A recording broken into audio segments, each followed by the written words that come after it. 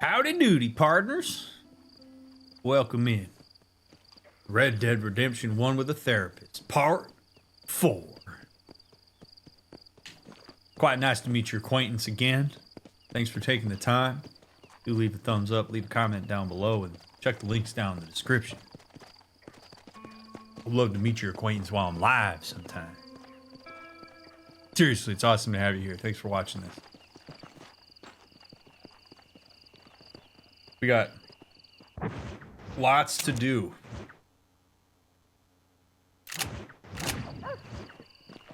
Chloe, thanks for the Prime sub. All right.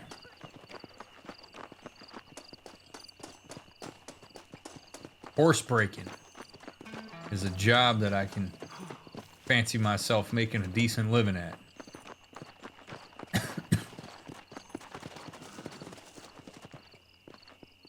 Or so one would think. Perhaps I can only do it during the day, and apparently we're going to play this entire playthrough at night. Ooh, what do we got here? A stranger?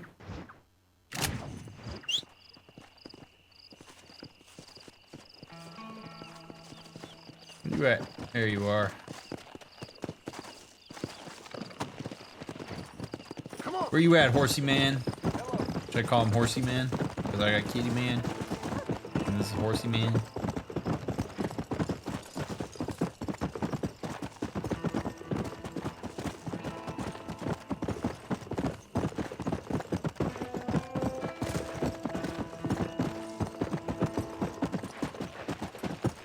Come on, easy up now.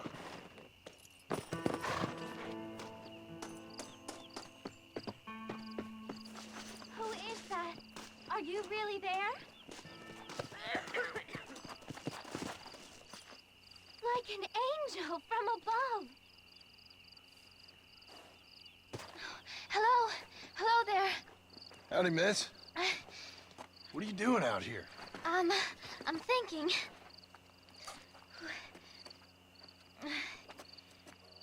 Have I seen you before? Oh, yes, I think so. On the train from Blackwater, perhaps. Yeah. Yeah, you were talking with the preacher. Yes, sir, I was. I don't know if it's so safe out here, miss.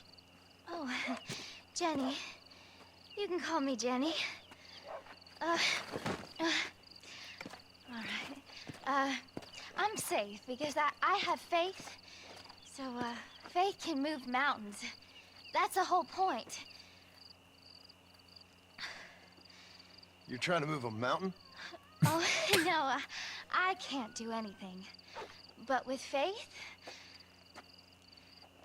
I can achieve great things. I know that. I know it. You want me to take you back into town, ma'am? You seem kind of unwell. Oh, I get such clarity out here. I see things purely. The world is so beautiful. And full of things that'll kill you. Including illness. Nothing's gonna kill me, sir. Well, take care then. Honestly, not a terrible response. Okay.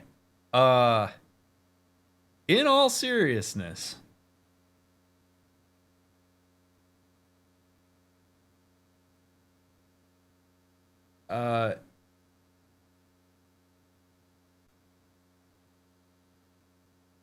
this happens. And this is a really polarizing thing because of the way that our brains work around this stuff. Way back in part 1, when we were talking about the interaction on the train, we were talking about how one of the most important things you do if you want people to have an unwavering attachment to your doctrine is you get them young and you ensure as pure homogeneity as possible. And the reason you do that is because the lack of diverse representation means that you're going to believe that reality is what you've been told that it is. And why this is so complicated is because it can feel like you're talking to a wall, in part because sometimes you are, when trying to engage with a person who has been indoctrinated into the type of ideology that she has. An ideology that cuts across observable data. Like, it's really tough because you have like the physical world, you have like one-to-one things. You know, if I pick up a rock and I throw it, it does a thing. If I push you underneath a boulder, pull a rope, and a giant boulder falls on you, you will die. Like, the physics of that are observable and repeatable time and time again. Every time I put somebody under that boulder and pull a rope, they die. They get crushed. So there's a science to reality in the sense that you can have replicable data. That's part of why part of the scientific method includes replication. Faith does not really require that. In fact, faith often operates in the absence of the observed. So it can actually be really dangerous because if you are in her position where you're no longer insulated by the system itself, and you go out into the physical world where there are repeatable properties that exist, and you believe faith is the thing that you have faith in is reality, you could very well be in danger. Now, might you just invite yourself into that danger with just reckless abandon and ignorance and bliss? Possibly, sure. But at what point, then, is it John's responsibility to challenge her reality around? I don't have an answer for that. I don't think John is compelled in this moment to try to convince her of the fact that she does not look well and that she is in a very dangerous space. Because if she's going to continuously say, no, faith, I will be fine. I am impervious to the physical world because of my belief in him. When John's like, well, okay then. Yeah. She's an adult and is drawn that. It's sad because it's like, could you deprogram that? You could. Would she want it? Not necessarily. And you get into this really tricky discourse sometimes of like, who is right? And it can be maddening for both sides. I'm sure there are many, many people watching this right now that would look at her and say she is the one that needs work. She's the one that needs to be deprogrammed. Because she has been subjected to something that is very limiting and dangerous. But there very well could also be people who would watch this video, maybe are watching it right now, who would say that that's the case for John. That her resolute faith is indeed the thing that you should hang your hat on. That John not accepting those things that she has faith in, not falling in lockstep, is problematic. That John is the one that needs to be converted over.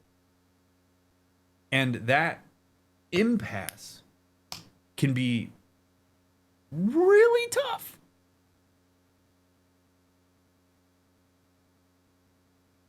Because you're talking about a person's reality that has not been represented in the same way. John has a reality that was represented with a massive amount of diversity. If she has been locked into a homogenous mind space for a very long time, with the preacher constantly dictating the way in which she should perceive her reality, she's as likely to see John as out of touch as he is to see her. Only so much you can do. Pretty rough.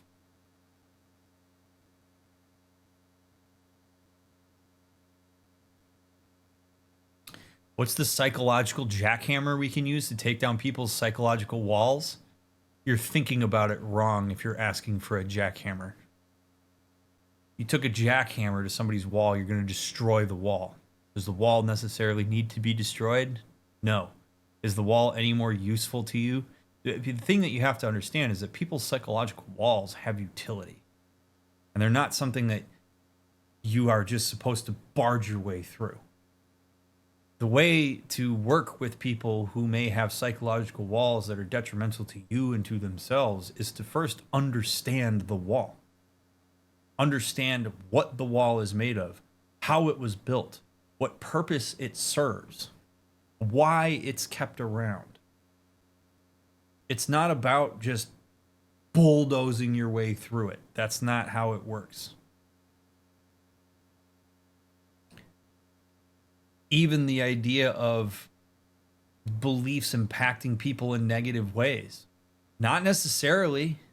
If she's laying on the ground and dies of an illness and believes that it's all part of God's plan and welcomes death with open arms, is that negative? I mean, you get really into some real deep existential, psychological, philosophical shit here. Faith serves a real purpose for some people. Spirituality serves a purpose. Religion serves a purpose. I am not a religion hater. There is very real function and utility for people in believing in things that they can't necessarily touch or see. It is when that becomes detrimental to others where it becomes really dicey. If she has a communicable disease, again, physical world, replicable, observable, she has a communicable disease and she walks into a saloon believing that faith will protect her and everybody else in that saloon, now we have a problem. Because we have observable data that counteracts something that doesn't have any kind of tangible rooting other than in psychology. And that's where, if she's programmed correctly by the system she was embedded in, she's going to cry oppression. She's going to say she's a victim if she is forcibly removed from the saloon. She is an oppressed entity. And kind of, but not in the way that often it's weaponized to be. Really tricky stuff. The human brain doesn't do well with uncertainty. Like, it really doesn't. People do not sit well in gray areas. The human brain wants things to have right angles. Wants things to fit in boxes. Wants things to be easily anticipated. That's what makes some of this stuff work so well in a person's mind.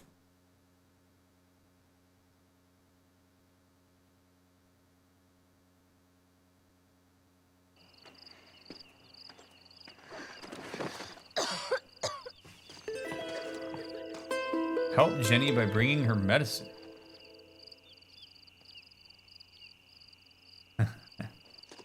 Interesting. I don't have medicine on me. We are, I guess, relatively close to Armadillo. I could maybe try to snag some from the doctor.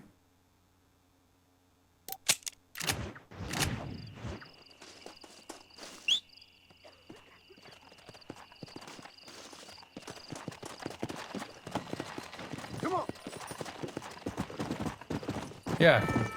What about Nigel's tonic?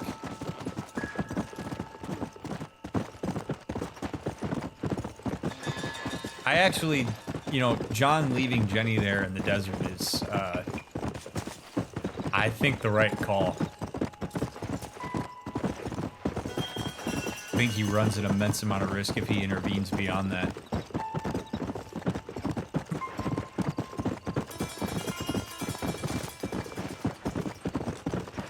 If he had a cell phone, he might pull it out and be like, "Hey, can you just say to the camera real quick that you are asking me to leave you in this space?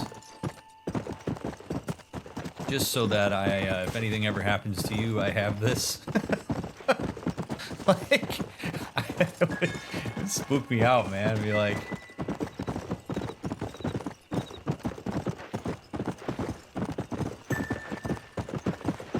I'm gonna need some proof that you told me to leave you alone.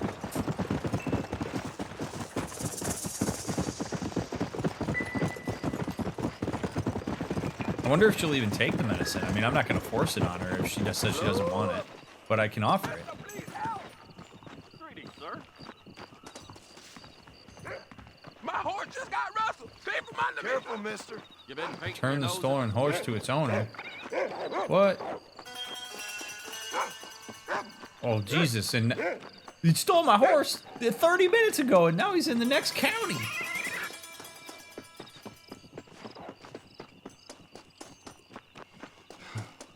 All right. You failed to stop the crime? Dude, okay, whatever. Whatever. Hey, we're in Indiana. The guy who stole my car's in Wisconsin. Go get him. I heard that cooler tub 3 long the other week. See you around. Hello, Ron. It's said to have run off with his skin. Sorry, my friend.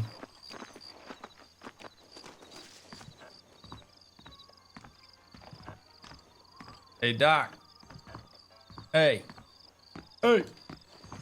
God damn it.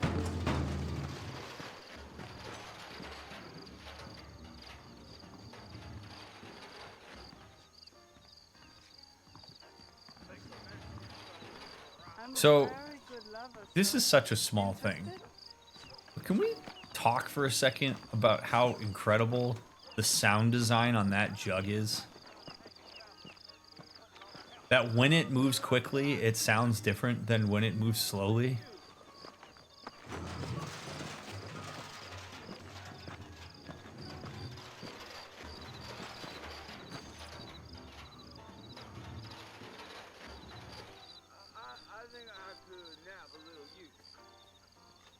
That's nuts. There's a sound when you hit it. There's a sound depending on how it rolls. And then there's a sound as it slows down. That's so good. I don't know. Just something like that is... I have such an appreciation for it. Oh, here we go. Dawn is on its way. What time is it? It is currently... maybe not 2:30? I don't know if that's dawn.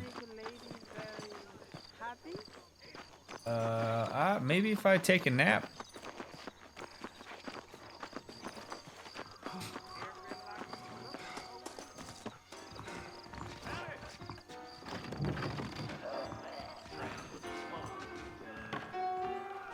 Those bandits getting more bold. Are you Getting lonely? closer to the border. You better high hill it, mister. Hello. What kind of whiskey you got, friend? The Armadillo Saloon. I heard Mr. Wilkins got a damn tiger up in the bar. In the West. Tiger. Give a man I some wouldn't like gin. to say. $2. Jesus. Oh, my damn. Expensive hooch you got here, friend. No trying to lick. Mayor, Armadillo's still a great town, despite that damn gang. Thank you Saloon's very a much. great place to get to know everyone. You want to spend some time with me? Can't wait for my new pocket books to arrive. Now you know I don't listen to that every time. Hola. Why don't you and me spend a little time together? Howdy. That guy is rocking the piano. You know Miss Hollis All right, let's take a little siesta, huh? I knew she was a soiled dove. Where we going?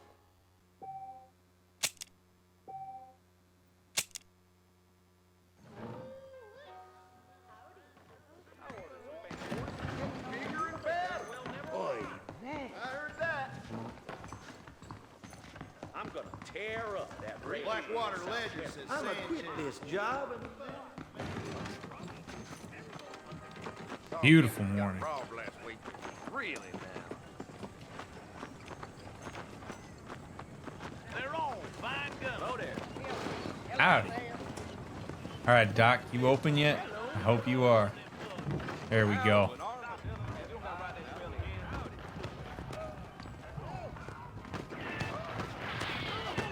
Oh, there's some crazy shit going I'm on. selling some good tonics, if you $25. Holy shit. Any meds, laudanum, adrenaline, or pills, come see me.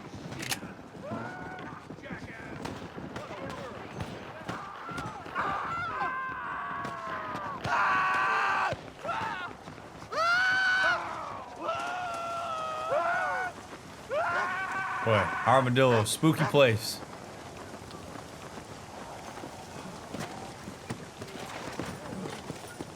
Spooky, spooky place. Oh, hey, we got another Easy up now. nice little storm coming through. Fantastic. What do we got here? Cody Whitlow.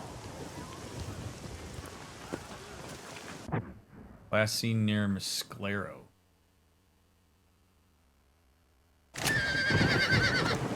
Alright, let's go get him alive. Horsey man.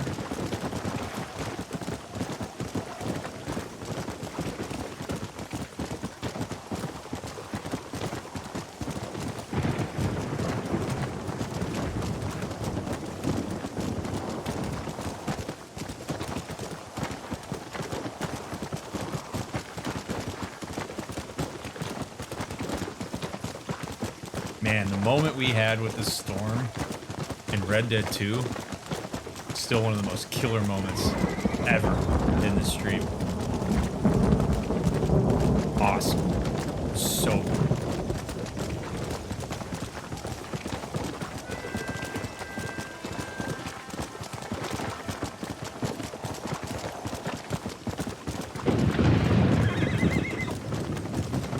Yeah, I hear you, Horsey. No worries. I got you.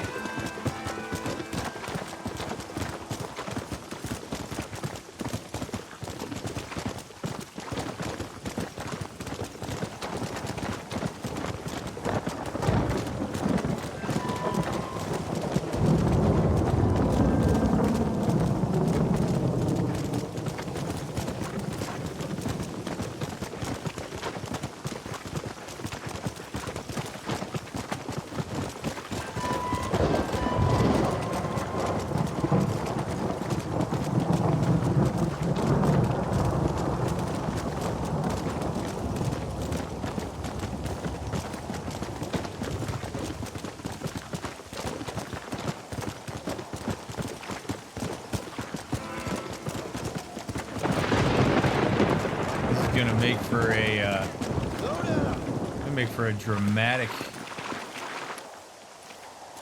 set piece here. Lasso the target to capture him alive.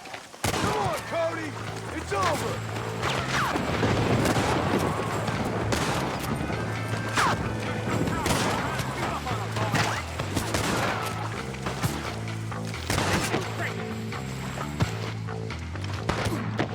You're gonna die here today, mister. You hear me?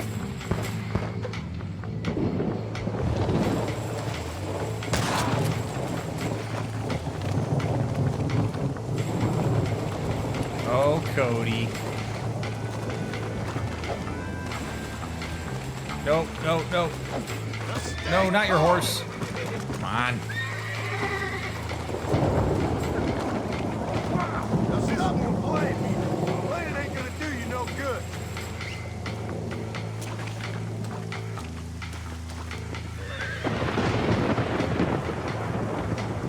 Been eating well, have you? You realize I do the Lord's work.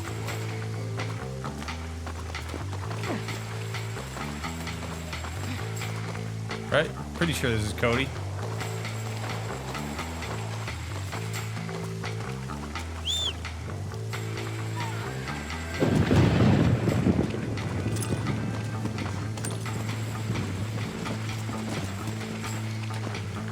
Keep quiet now. Oh, man. It'd be so uncomfortable. Oh, my God. It would be so horrible to have to lay on a horse like that. Holy shit.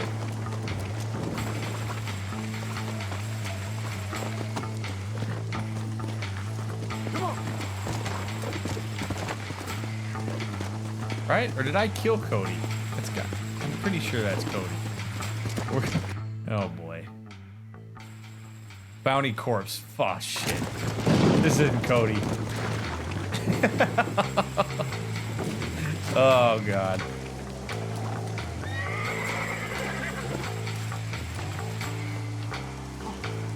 Ooh. Oh, sorry, friend.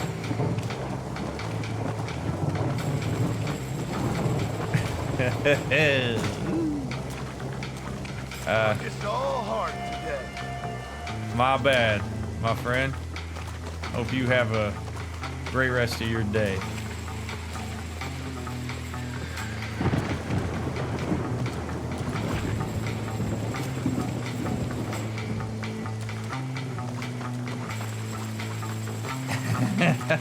God.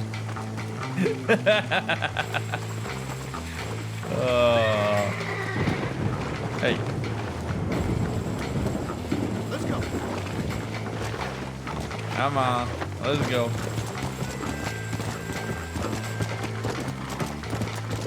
What a knucklehead. Some set piece, huh? Oh boy. Yeah.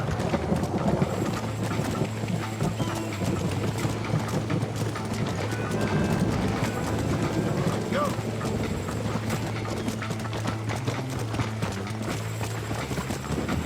I sniped Cody in the face. Even if I took a selfie with my... Oh, shit. Stop doing that. Hey! Oh, look at that. He's back.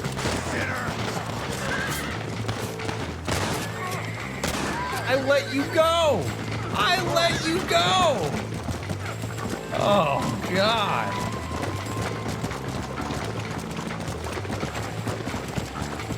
Let's go. Man was committed.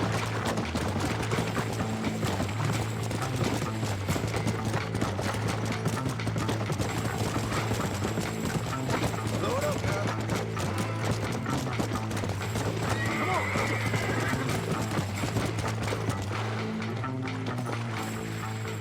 We'll take it from here. Here's your payment. Can't say I'm the best cowboy in the Wild West. 20 bucks. All that. That man's life is worth 20 bucks. Ooh.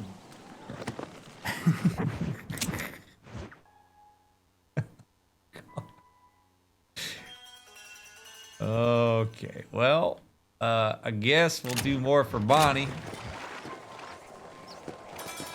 I guess you get, okay, get some honor. That's good. Can I pet that dog? Nope. Can't pet that dog.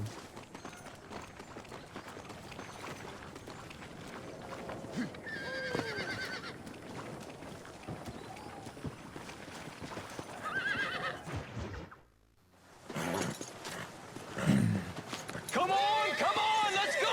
Get him in there! Come on! Amos! Hey, miss. I got most of the horses secure and the chicken. Well, thank you, Amos, but it's the herd I'm worried about. I know they're scattered all over the valley and beyond. The weather is coming in real fast. So what do you suggest, Amos? We leave the herd out there to be scattered by the storm and ourselves left here to die without a livelihood?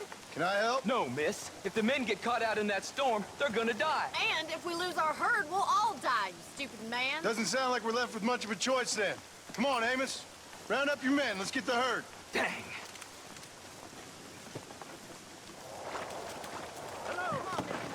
Hurry! Come on. Oh, baby.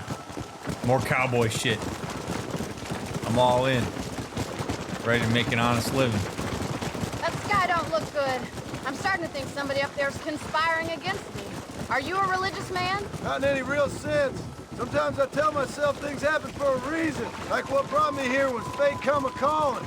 But nobody made my path for me. We all need to look for answers somewhere.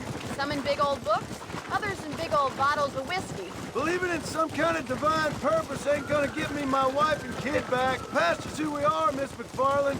There ain't no changing that. Faith is a luxury I can't afford. We have 2 herds out. Your past is not who you are.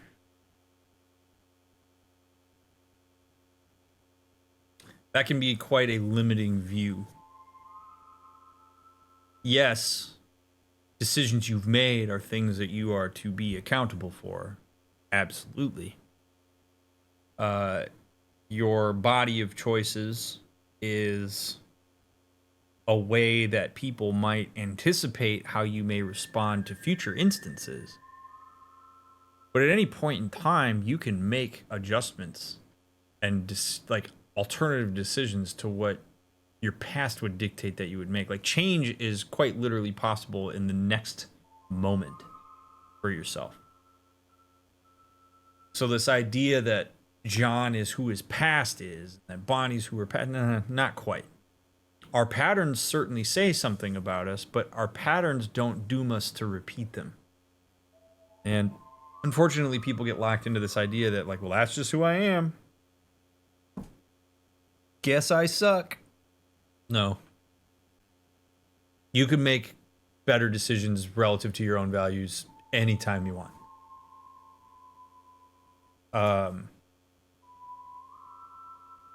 Faith's a luxury I can't afford.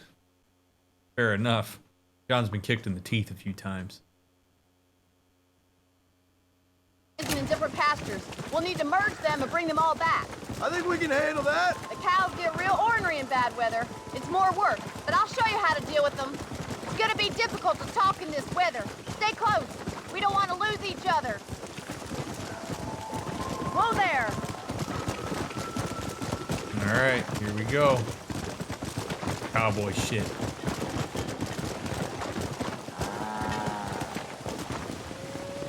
Come on. Let's take them over to the other herd. We'll try to drive them all back to the ranch together. 11 of 11. Oh God, we can lose Come some. on, I can't do this all by myself in this weather. Let's get The herd near the old oak tree. See anything. Hey, hey, hey. Hey, let's go. Slow up. Yeah. Come on, go on, get. Come on. Come on. Come on. Let's go. Easy. Go. Come on.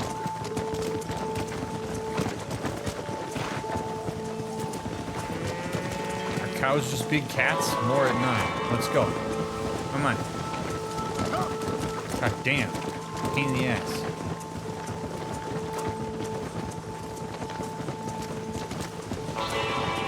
Go. Come on. Come on, buddy boy. Hey, get your asses over to the area you're supposed to go to. You know the drill. Let's go. Come on, get. Move on. Let's go.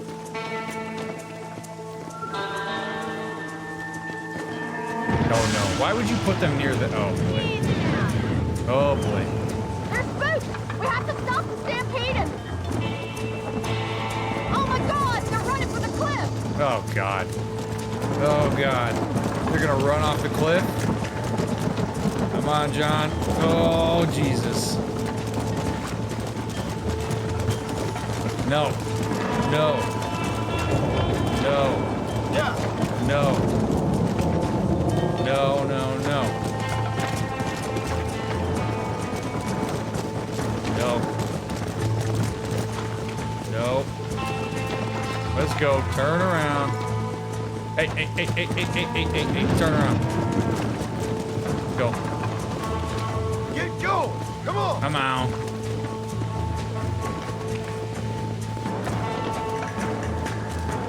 Slow down.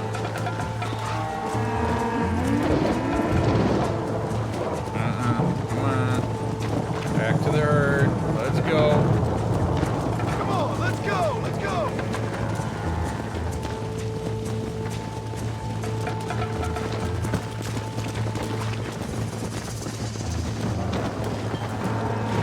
Ah, that was close. Right, let's round up those stragglers. Hurry, we gotta move that Go. herd. Move the herd back to the range. All right.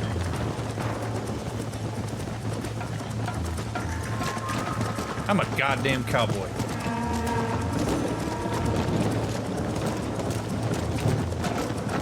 You saw it live. Come on. DrMick.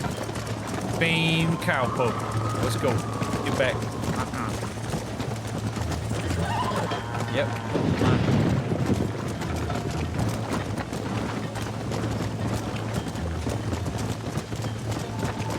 die when we say so. Not when you say so.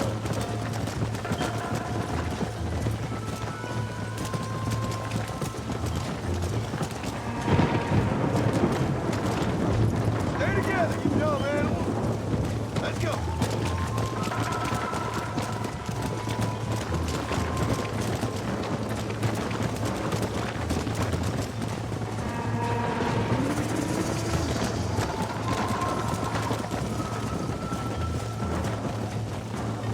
Come on.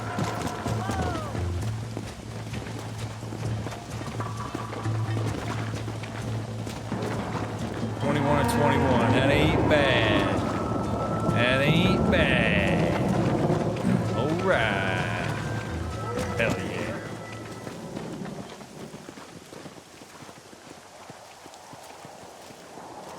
You saved the herd back there. You might make a decent rancher one day. Thank you, Miss McFarland. Come on, boys. Yeah!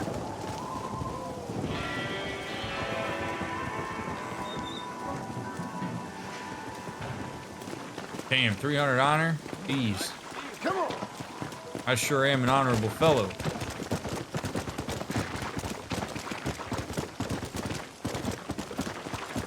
That was pretty intense, man. That was like, if that was real, dude, your livelihood's at stake like that. That would be, goddamn, like your livelihood being staked on the autonomy of animals like cows that are willing to run in a direction that'll take them off a cliff without really realizing it. Jeez, Louise, man.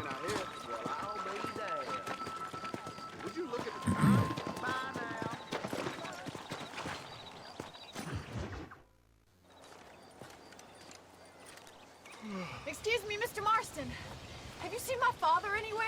No. He went out this morning to ride the land and was supposed to be back hours ago. I don't know. The ranch hands have been out looking, but so far they found nothing. Well, come on, let's go look for him. Oh God, he could Come be on. anywhere. Let's see if we can find the old goat.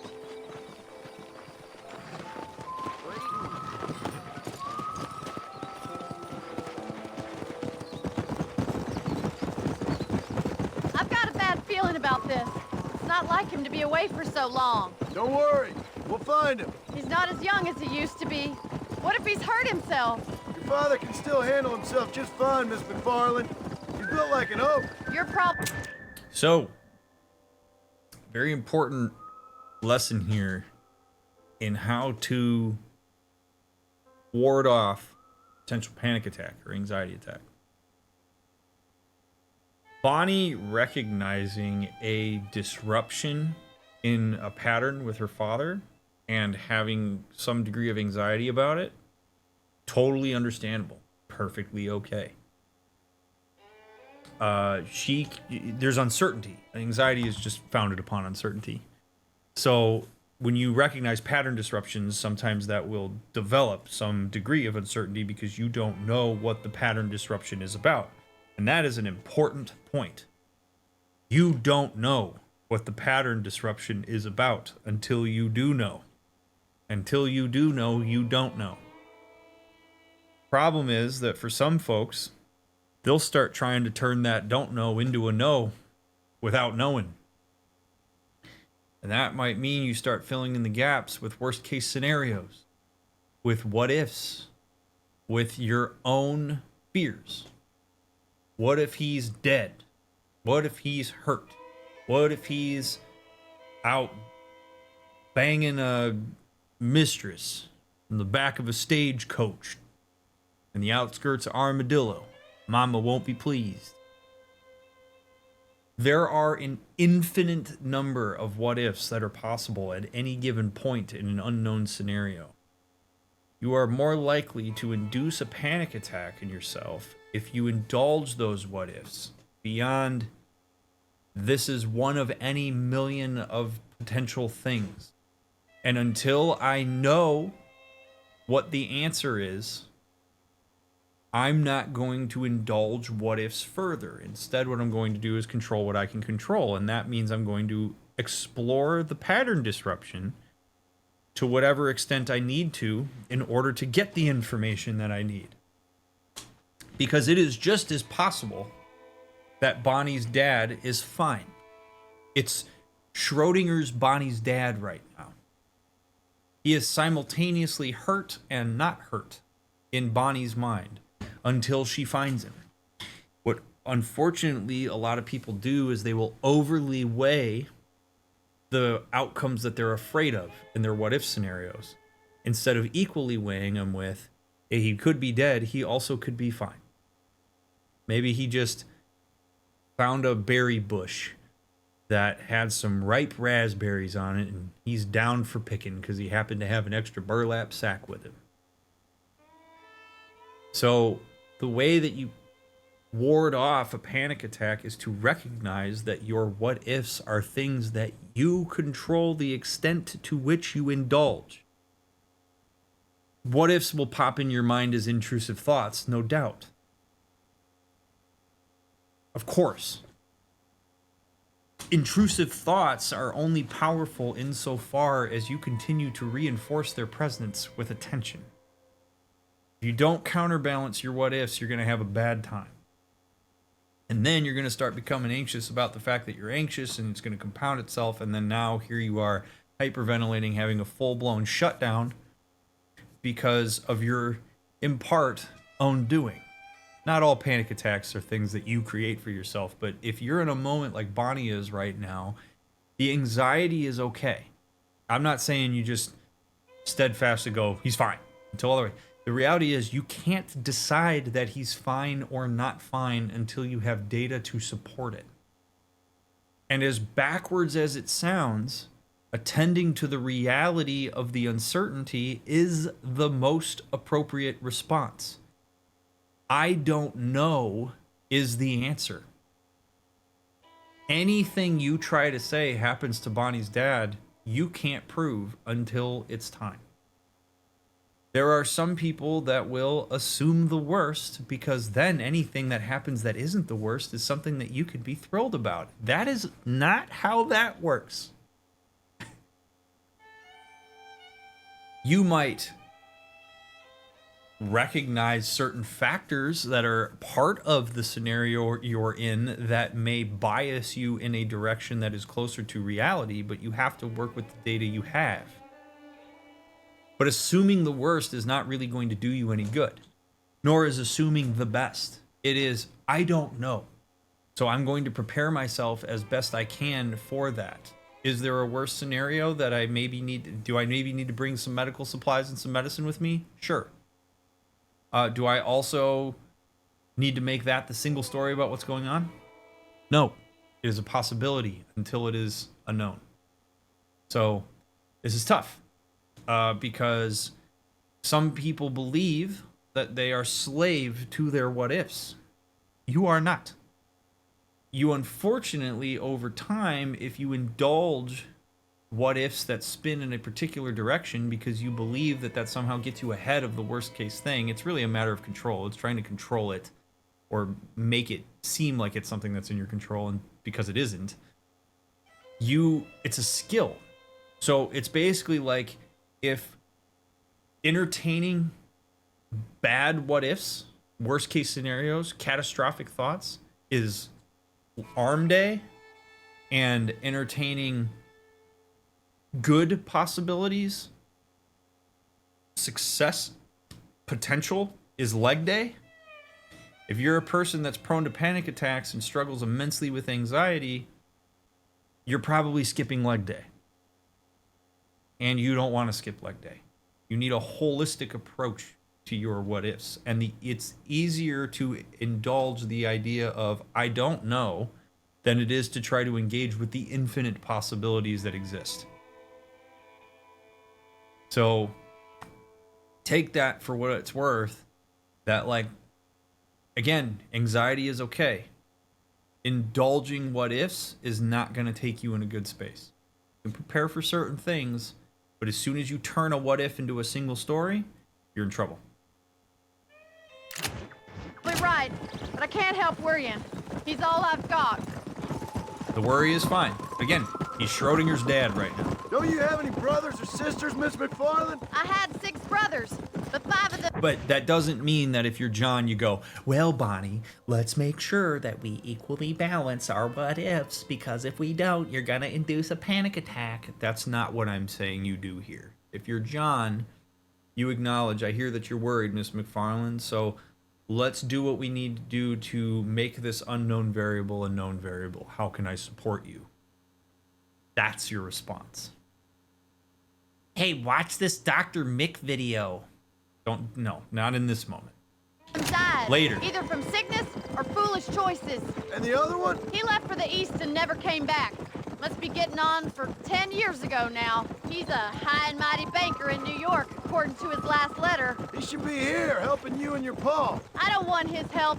He can live his life any way he wants. But when I see those city fellers coming in on the railway, all dressed up like a sore toe, I fear a little for his soul. He switched his saddle for a tie, and that's fine. I just never met a man in a tie I could trust. I ain't neither, miss. Look, I think I see some. Doesn't mean that they're all untrustworthy. Careful not to make an overgeneralization there. Just because every person you've ever met with a tie on was not trustworthy to you doesn't mean that the next one won't be. Certainly you could have your guard up, but you actually may do yourself a disservice if that's the case, because there could be good people that wear ties and you won't give them a chance because of your own cognitive bias. Just be aware when you make an overgeneralization like that it may hurt you in the long run. Someone.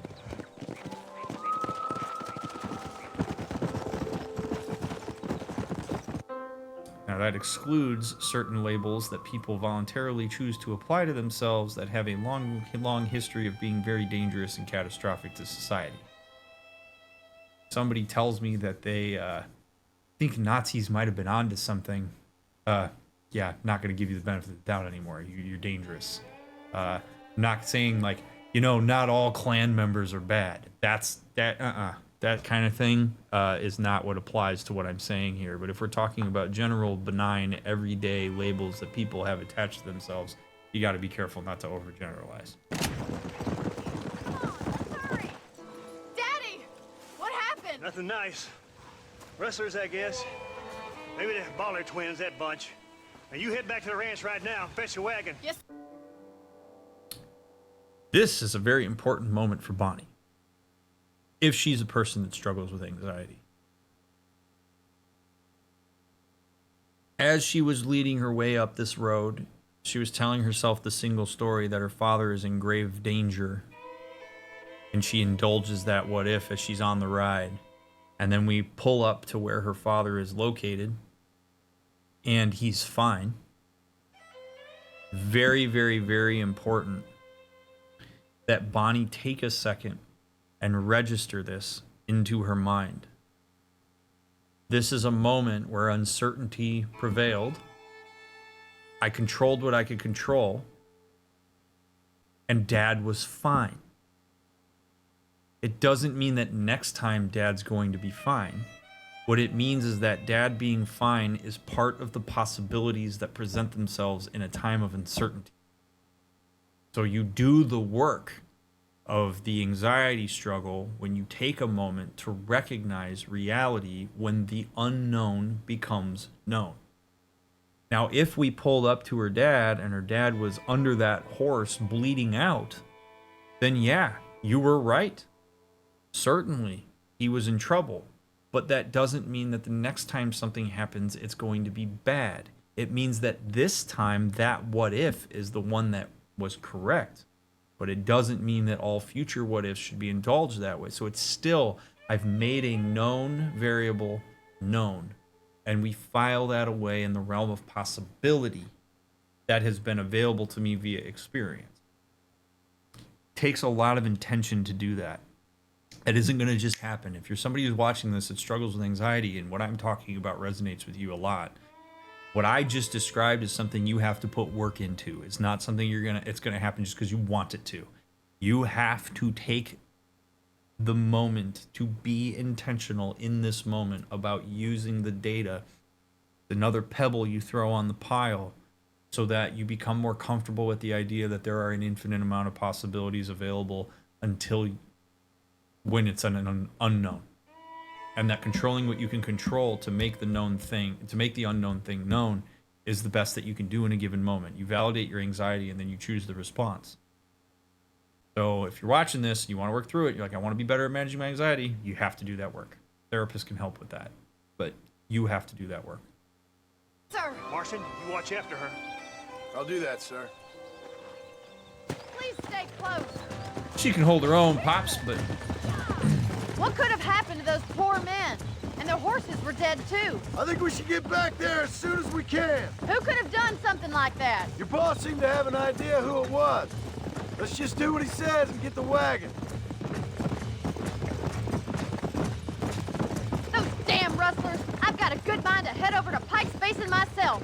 I don't think that's a good idea. And you're no better. How many men have you killed? Do you really want to know? It's disgusting. You never met the men I killed. I heard the way you talk about that gang you were in. Like there was some twisted morality to what you did. oh, Bonnie. Whoa. Okay.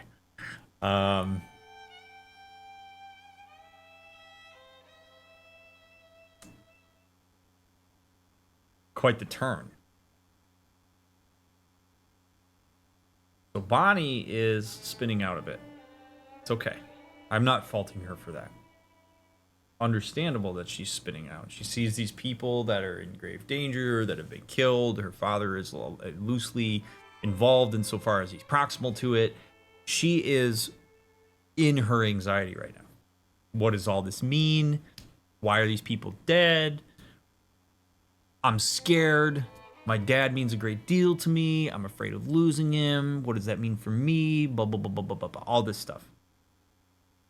And John, unfortunately, is right now a bit of an anxiety binder. He is a proxy that exists that has a somewhat loosely similar lived experience or role or whatever that she associates with the thing that she's afraid of. And because she can't exert much control on the unknowns that are sitting in her head, she exerts it on John, because he's a proxy.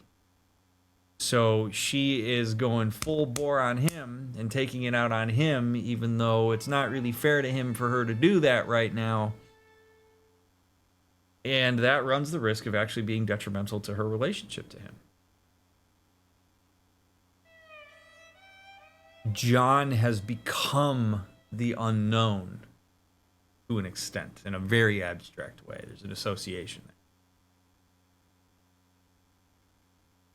So what do you do if you're John? Do you fight back? Do you hold your own? Do you stand up for yourself? She's disrespecting me right now. Do you go there? You could. You could. Or do you recognize that Bonnie is not really speaking directly to you right now? Bonnie is speaking to an idea that she has proximally associated with you in this particular moment, and any response that you give is unlikely to carry any kind of weight with her because this isn't actually about you. Do you depersonalize this? The answer to that question of which fork do you take in some ways hinges on to what extent is your relationship with Bonnie something that you want to preserve. It doesn't mean that you unilaterally accept this type of behavior from her, but what it means is that in this moment, you recognize it for what it is, and perhaps you stay silent, perhaps you acknowledge her anxiety, perhaps you answer her questions, you push back a little bit, that's fine. This is the type of thing that if it's bothering you, if you're John, you wait until we're out of the moment.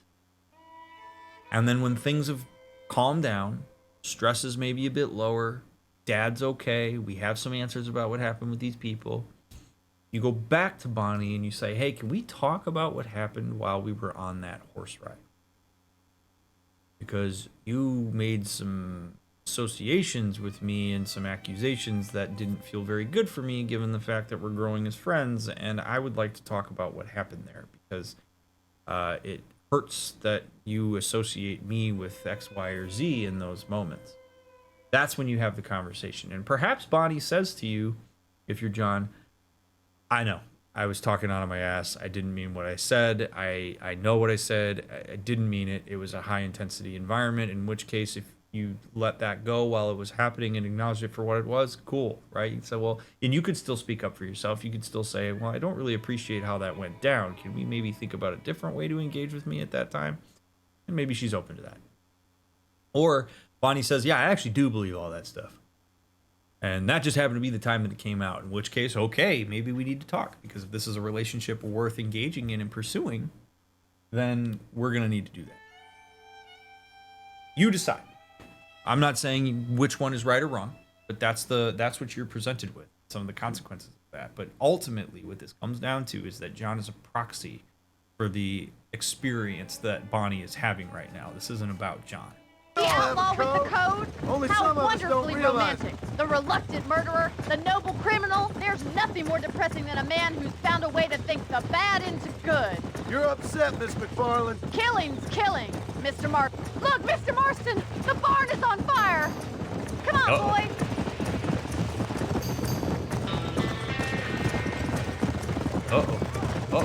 Uh-oh. Put it out! Get a move! Oh! Come on! They're trapped in there. This There's no way in through the front. Ain't enough of us!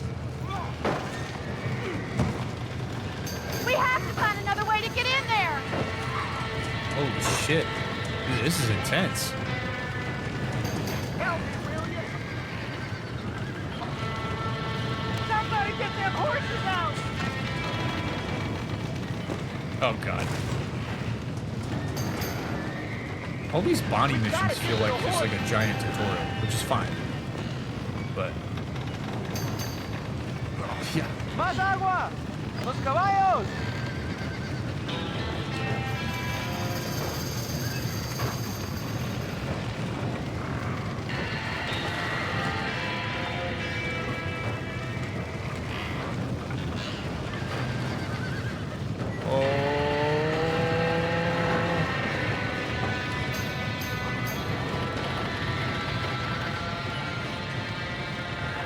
Hurry up, John.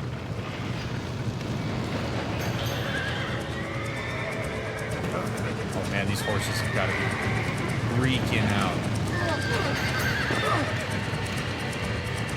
Oh, somebody did this on purpose. Well done! Now let's save the horses! Careful, John. You inhale too much of that smoke.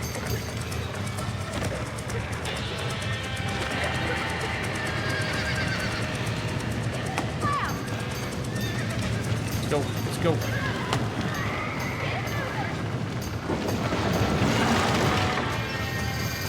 I gotta ride you out of here, huh? Come on.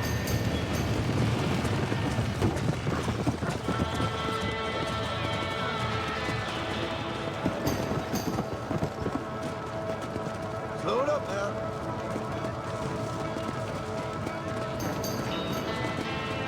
Yeah.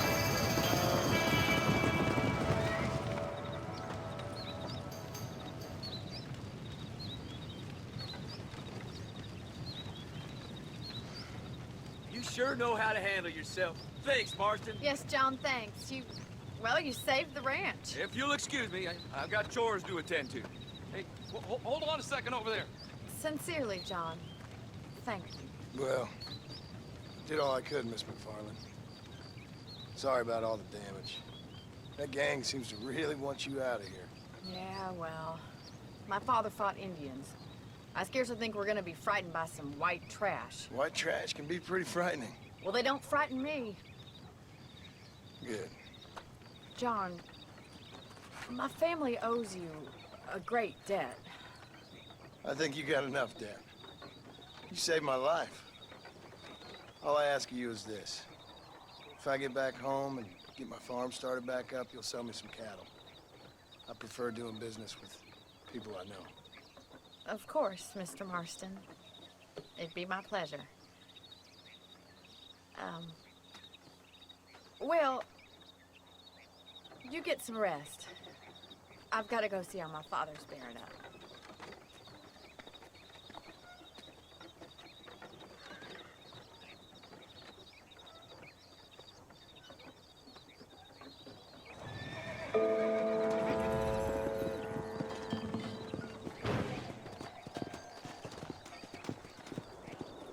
Ooh-wee. Howdy.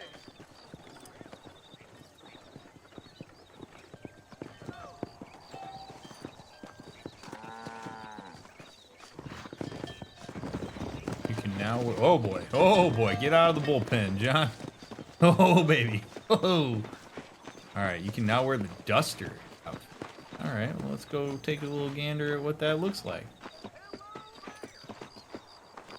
Jeez. Man, if I got to run over by that bull, that would have been some scary shit. You can join in on games of horseshoes. Is that right?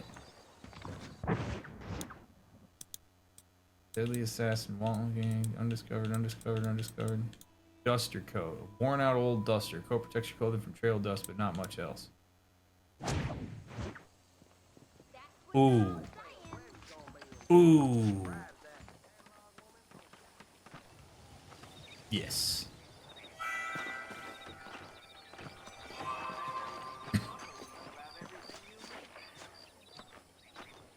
Yeah, I like it. I like it.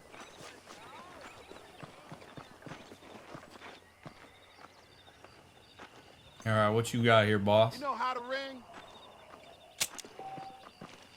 Tossing the horseshoes controlled by the point of release. You can send a horseshoe further by choosing a lower release point. Good throw. Fine-tune the distance by pulling your arm back less. Practice tossing. Toss a horseshoe, use the right stick, swing it back and forward. Aim left and right with the left stick. Press and hold LT to aim.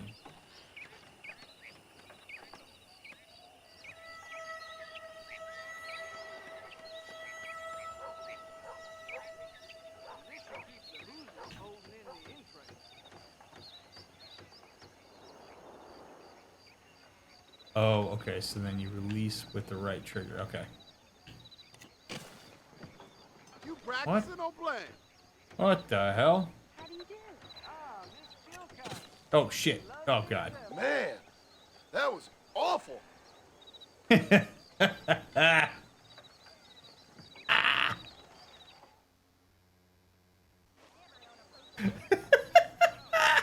Only betting $1.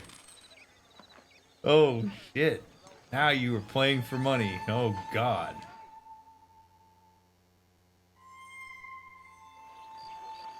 Okay. So you gotta... No! Come on, faster. Busted in the wind. Come on. All right.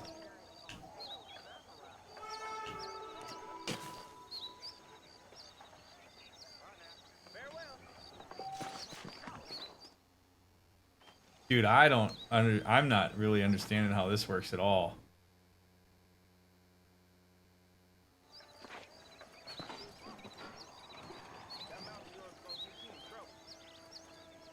We go up, back, up, back. Okay, so you go. So, all right. Up, back, toss. Hey, all right, all right, all right, all right, all right. Up, back, toss. Okay. All right. Rufus, you're going down, boss. It's over. Curtains for you.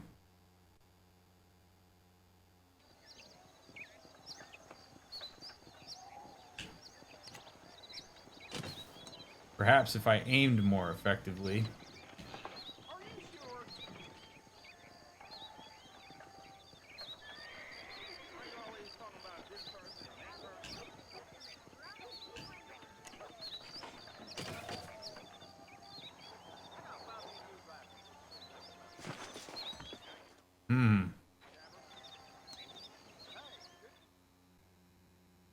Easier to do this in real life than it is in the video game. Alright. John.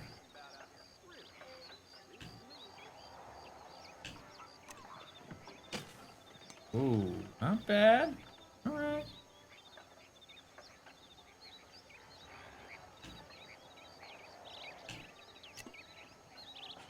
Oh. Rufus still went. Jeez, man. Come on, Rufus. God damn. Give a feller a chance. Cats are looking at judging eyes right now.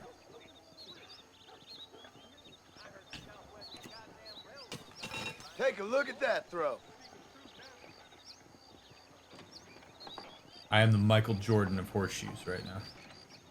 It's over for you, Rufus. You're donezo, bud.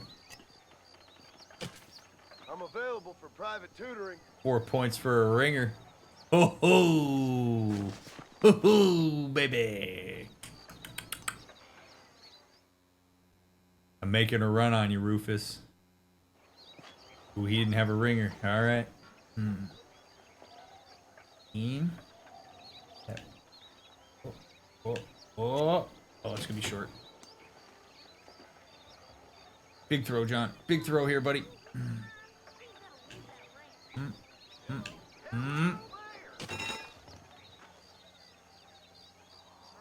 That is infuriating. Oh my God, he left the door wide open and I couldn't close it. All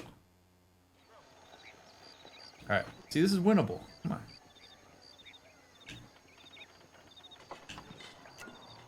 That's good. Ooh, a little long.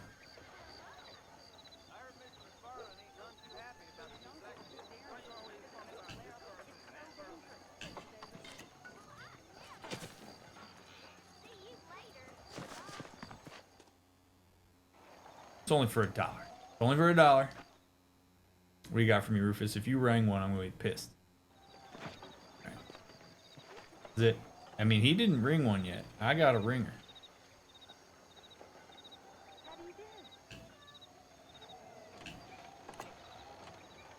Oh. Nice throw.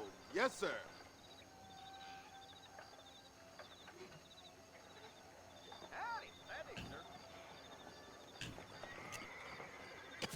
Oh. That's how you throw a horseshoe. Oh man. All right. All right.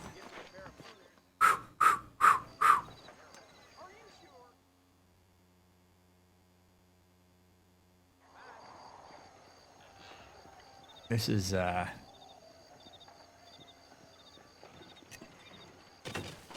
you good. need lessons, All right. I'm Good, your good, man. good. Good, good, good.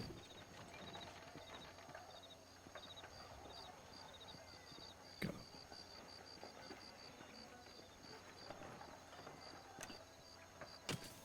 Boom. 2 point. Oh my God. The comeback is on. Comeback is on. You got Rufus. He threw a ringer. Better not have. All right. I want my $1. I want it. I want my $1. Yeah. You practicing or playing? That's gonna be close. Don't take it for granted, John. Make this the money shot right here, buddy.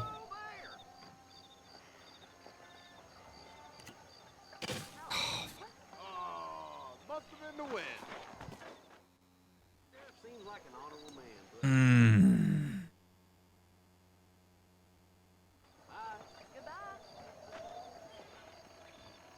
This is it. This is it right here. The whole kit and caboodle. Gotta clutch it. It's Yes. on the wrist. Here you go, John.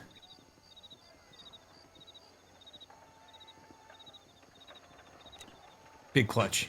Oh, That's a beauty. you win 2 points. Whew. Oh my God, it's tied. 10-10.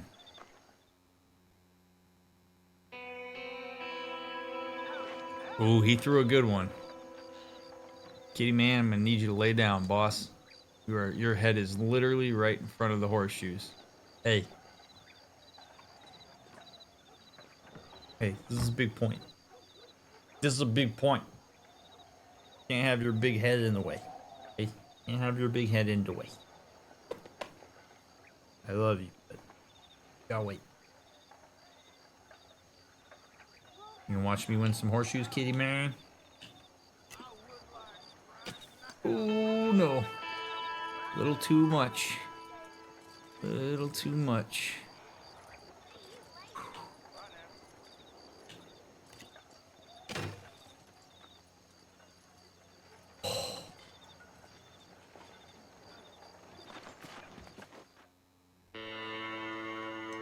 Oh, he didn't. Wait, is it to 12?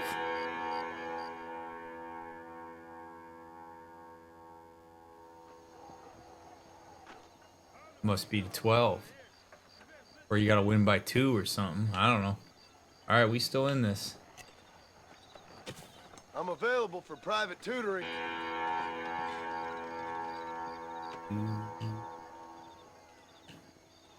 Oh, no, too much. 1 point. Oh my goodness gracious. Alright, let's add to the intensity. We're gonna watch our boy throw. Look at you.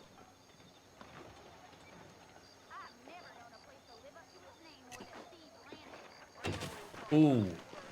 Got the bank shot. Alright.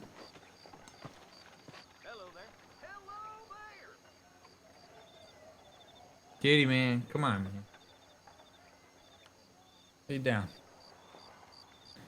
Cuddle with your brother, please. I kid you not. He is sitting dead center on my screen right now.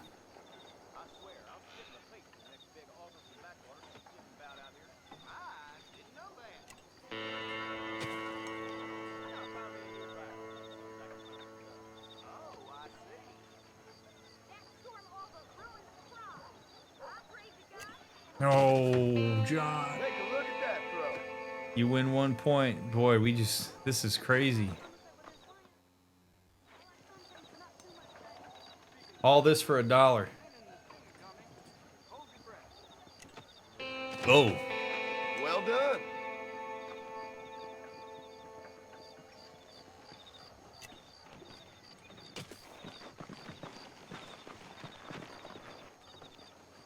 Ah, thank you very much.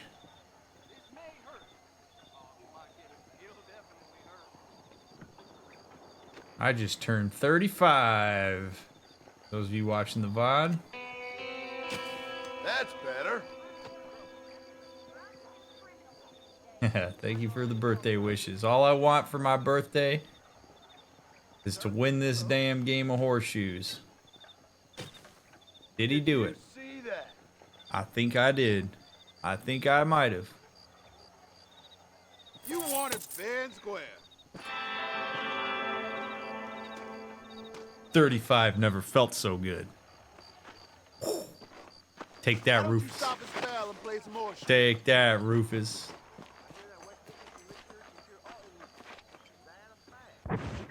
All right. All right.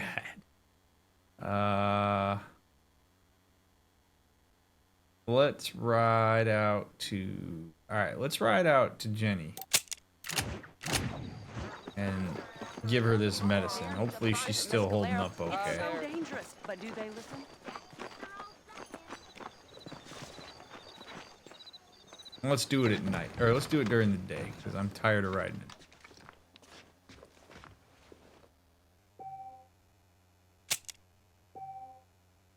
Hero, lay down. Stop biting him.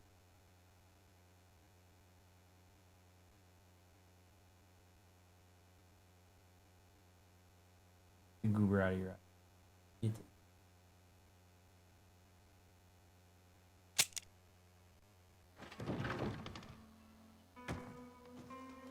it.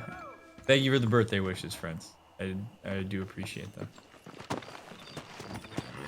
Hopefully it's closer to morning right now. We'll get there by day.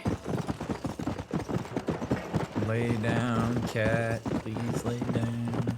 I have to watch my stream monitor. While we ride out here, I just want to say how much I appreciate you all being here. Thank you very much for taking the time to watch my videos and care about what I have to say. And thanks for writing nice things down in the comments and all that stuff. I'm quite grateful for it. And there's a lot of ways you could spend your time. So the fact that you bring me along with you for whatever it is that you're doing, much appreciated. Spin, thanks for gifting those subs. I appreciate that. Look at that, a little birthday hype train.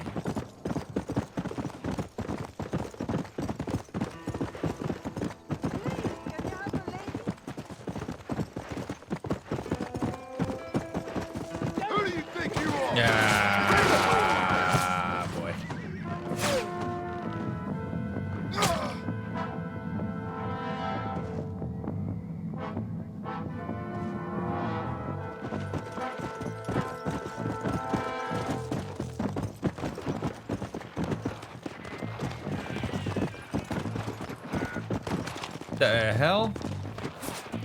Holy shit. Come on. Yo, bunch of proper assholes, huh?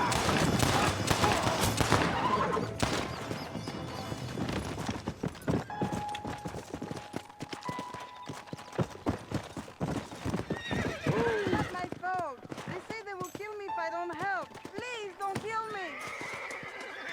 Thank you, Anonymous. Here, take all the money. It's yours. Please don't Guys, kill me. can you please get out of the way? Please. Oh my god, I hate watching this screen. Thank you very much for the subs and for the hype train.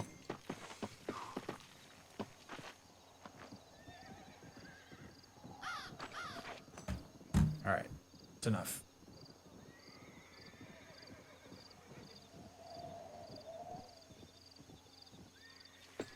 Oh, I've been waiting for you. Holy shit. King, thank you for the subs. I know who you are, Marston. You know who I am. Hello, John. John Marston. Do I know you? I hope so. I seem to know you. I'm pretty good at remembering faces. Are you? Do you remember Hattie McCourt's face? Who? She was a girl Dutch Vanderlyn shot in the head on that raid on the ferry a few years back. Same one you got shot on. Pretty girl, until her eye was hanging out by a thread of tendon and her brain was plastered over a wall. Not really. Then why would you remember me, friend? You've forgotten far more important people than me. What's your game, friend? I don't have a game, John. Listen, sometimes I just wish I'd known more about life. Wish I'd had better guidance. A friend of mine is drunk as a skunk in the saloon on Thieves' Landing. I think he's gonna be unfaithful to his dear wife. Why don't you head over there and see if you can advise him how best to proceed? What do you think I am? I know what you are, John. Just if you've got the time, friend.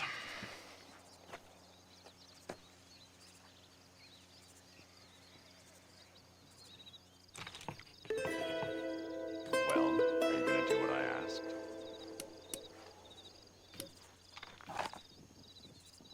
What are you waiting for? Don't tell me you've gone soft in your old age.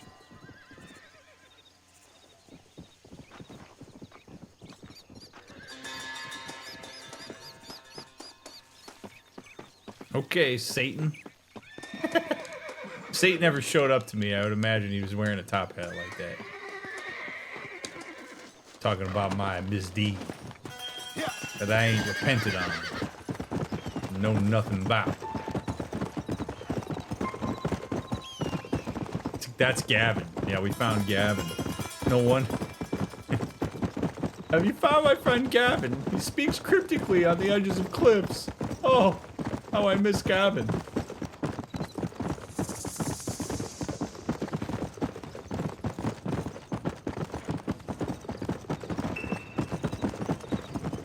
Hey! 5 member tier memberships. If you want to be a member of my 4th wall, see cool videos and get a merch store discount and all that fun stuff. Exclamation point enter in chat. Thank you, Anonymous. I'm gifting 5 of those. Come on.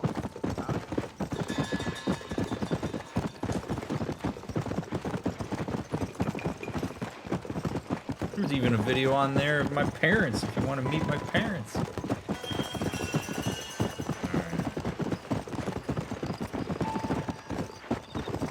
Nice, beautiful morning in Armadillo.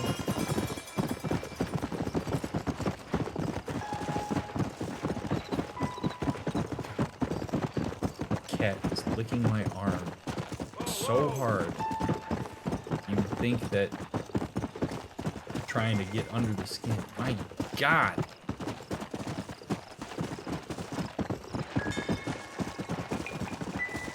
Let's go.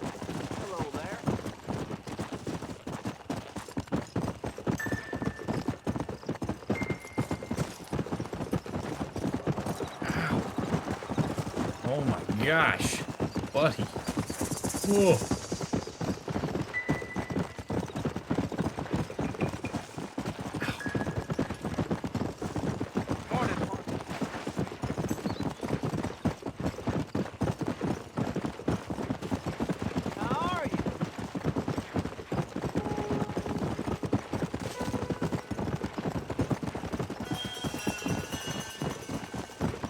Cemetery out here, middle of nowhere. Hey.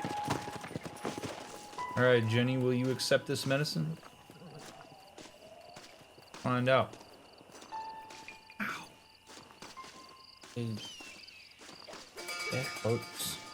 That hurts. I love you. Thank you for cleaning me.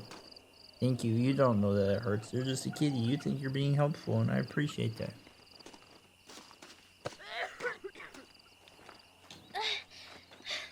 Miss Jenny. Miss Jenny.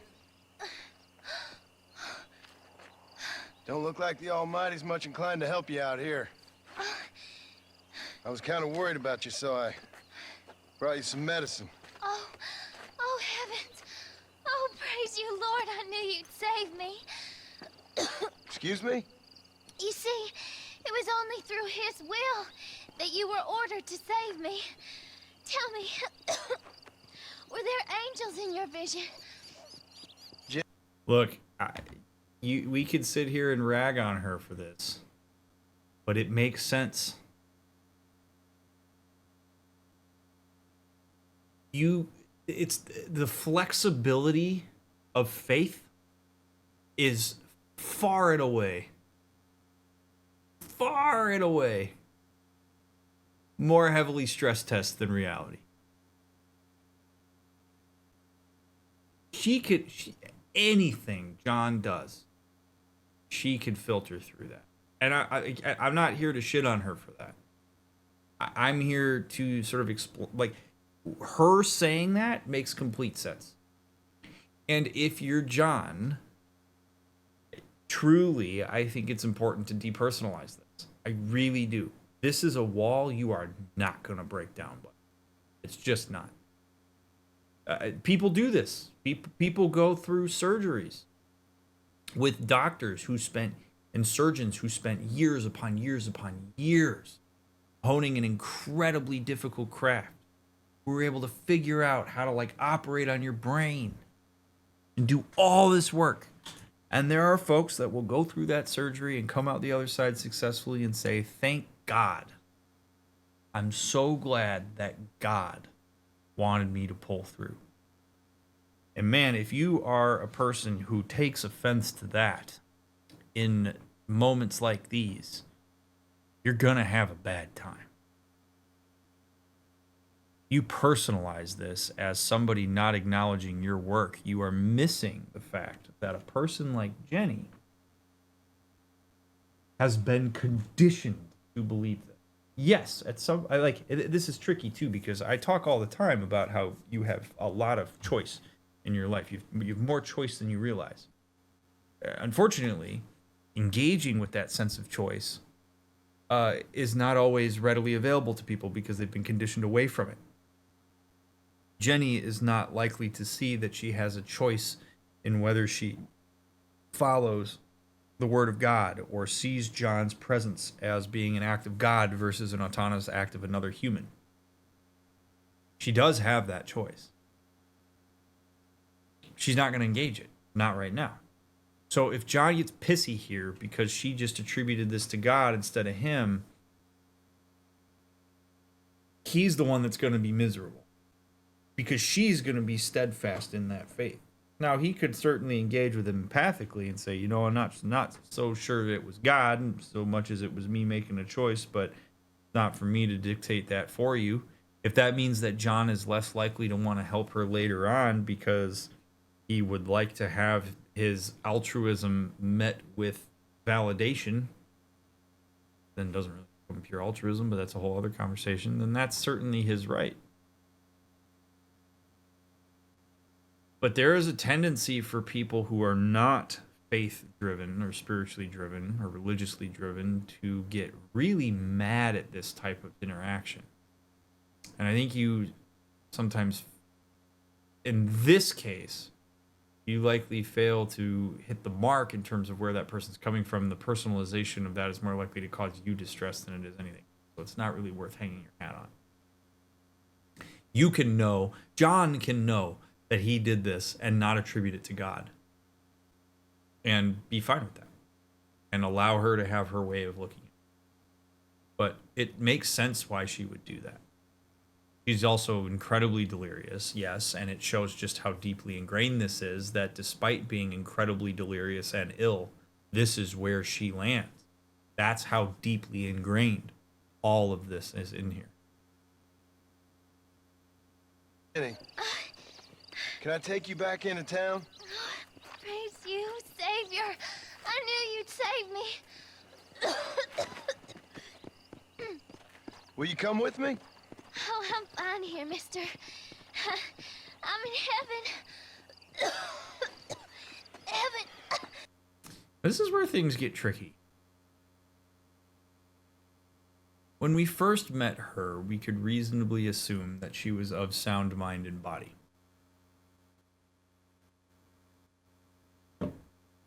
Talking to her now, not so much.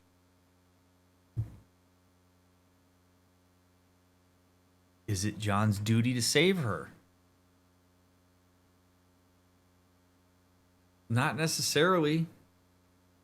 John's not a medical professional. John's not an EMT. John risks potentially doing more damage.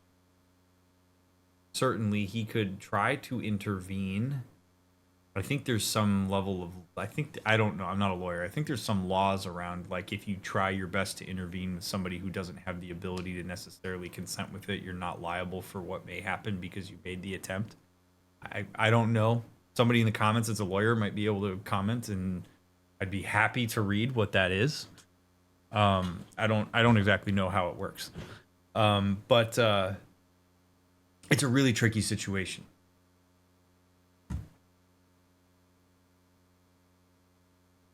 There is a concept called implied consent, which actually applied when I worked on the National Suicide Hotline. The idea behind implied consent is that, in the example of a hotline, that if somebody calls you and let's say they say, all right, I'm going to end my life, and then they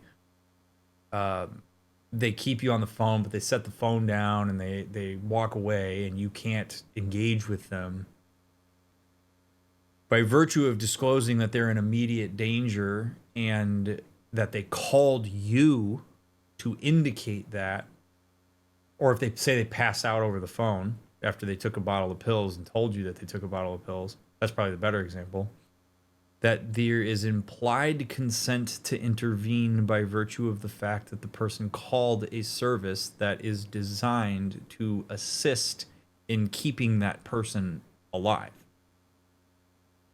And that as a result of that, you could use certain means that are available, which is relative to whatever context is intervening. So I'm not going to go into that, but like that you can use certain means of intervention in order to get that person assistance, because they implied consent to that by virtue of the fact that they called you.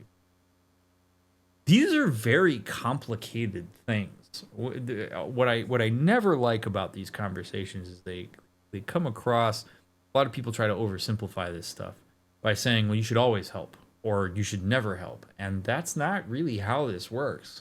Like, this stuff's really complicated because you're riding the line between a person's freedom, a person's accountability, but also we do know that there are times that people are not of sound mind and body, that perhaps if, she was sober looking over herself right now, she might say, like, I really hope you save me because I want to keep living. But she doesn't have the ability to say that because biologically she's shut down in a way that doesn't allow her to articulate herself. But you have no way of knowing what that is. You can't go into her brain and wiggle through there and figure it all out. So you have to make a judgment call in a given moment with whatever variables are at hand. And not everybody knows what variables should be used in order to make that call. Like, this stuff is wild. This is why, yeah, ethics and morality are messy. They're not easy. Human experience is this is why pure entropy, which is what pure freedom is, can be an absolute nightmare. It can be relieving in the sense of like, I just do whatever I want, whenever I want. But then what happens if whatever somebody else wants impedes on what I want? Now whose freedom is more important than another person's freedom? And you see just how quickly we get into human systems that are designed to bound those types of things. So like, it's really, really tricky to know what you're supposed to do in this moment. And the reality is, in a lot of cases, there's not necessarily a right answer. Does John respect her verbal wishes here, acknowledge that he is not a medical professional, say that he did what he could to intervene with medicine and walk away because he doesn't want to put her in more harm's way because he's beyond the scope of his ability? Or does he intervene because he reasonably makes an assumption that this person would want to live, and perhaps is not of sound mind and body to be able to articulate their desire to survive the situation, and thus you intervene on the chance that that's what the person would default to? Let's see what he does.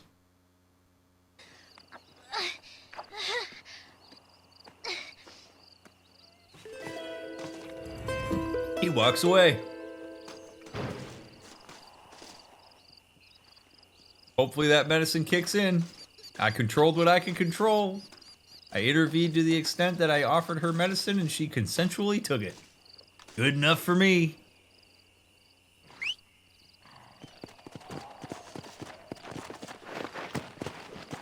Come on.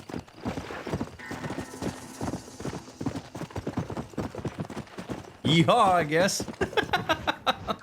Wow.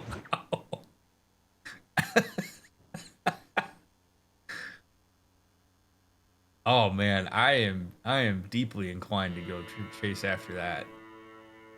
But let's do another let's go see what the marshals are doing. Wow. John has way better boundaries than Arthur did.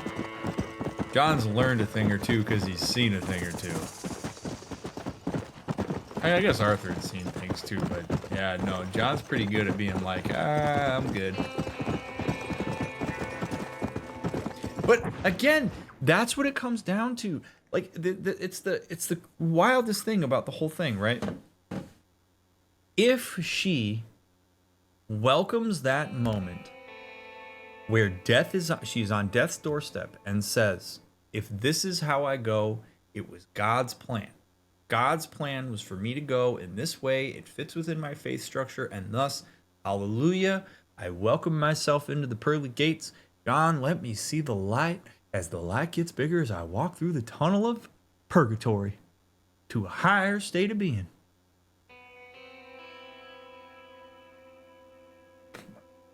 What, do you take it away from her? Do you say no? Heaven ain't real, miss. That light's a train. And the reality of physics is about to smack you across the face and run you over. Like,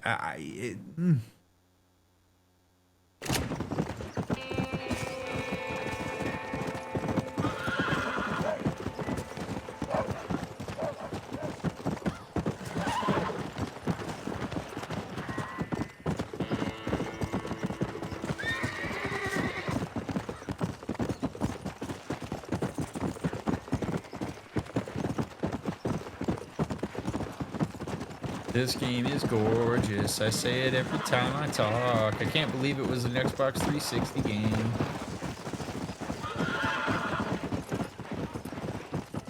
I don't care to shoot birds with you today, sir.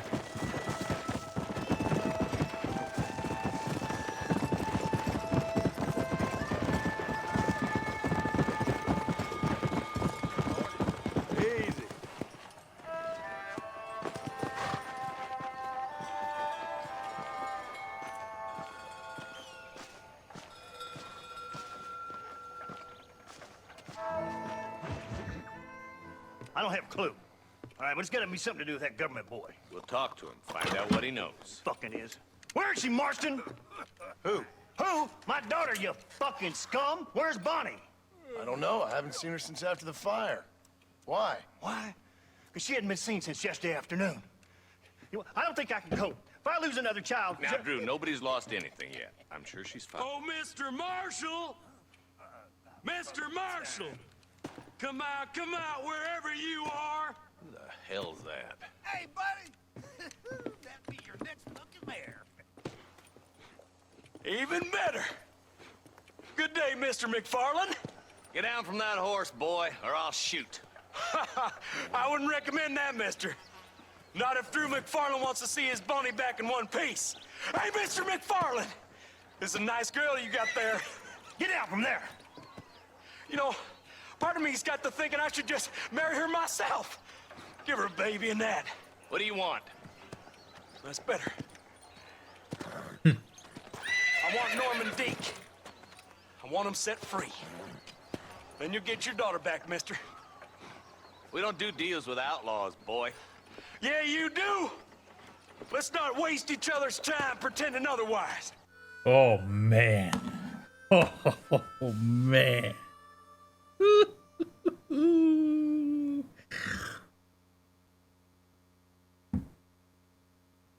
The theme of tonight is, boy, life sure is shit is complicated. That is the theme.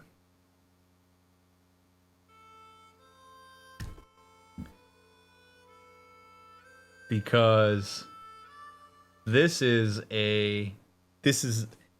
what another one of those things that perhaps appears on the surface to be a very simple decision. Give him what he wants. I mean, let's get Bonnie back. She's innocent. Yeah, Norman Deke, why not? Take him out of jail. Here you go. Bring Bonnie here. I'll give you Norman, no problem.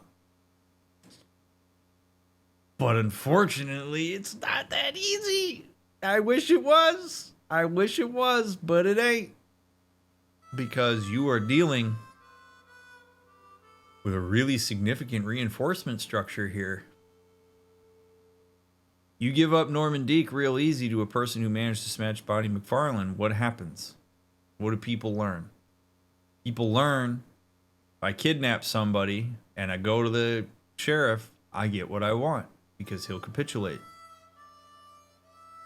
You have set up a reinforcement standard. Where's your line? You do it for Bonnie, but not for somebody else because you don't want to. You don't want to hold the line here. You show some flexibility here, but now what happens if this type of thing happens again because it's been reinforced? And all of a sudden you tell John Doe down in the saloon, sorry, man, not getting your wife back because I don't... Brutal. Do you hold the line to make a point to outlaws that we won't negotiate and perhaps Bonnie gets caught in the crossfire of this? So, you know, I have so little tolerance for when people try to take oversimplified views on outrageously complicated diplomatic craziness that happens in the world in real life. Everybody wants things to go exactly the way that they want them to go.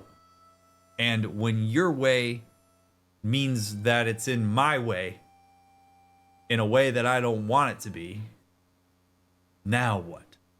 Who reinforces what? What's the bigger picture versus what are the needs of the immediate moment? This is a brutal circumstance. You've got the marshal who wants to show that he is not somebody to be messed with. You don't get to come into my doorstep and make demands of me by doing things that are even worse than the thing I'm holding that whatever person for. You don't get to do that. I have to show the outlaws that that is not how you get your way, no matter how much you try to escalate. You got Bonnie's dad who sits here going, I want my daughter back. This is bullshit. Why is she caught in the crossfire of this? Why should Bonnie have to suffer so that the marshal can make a point?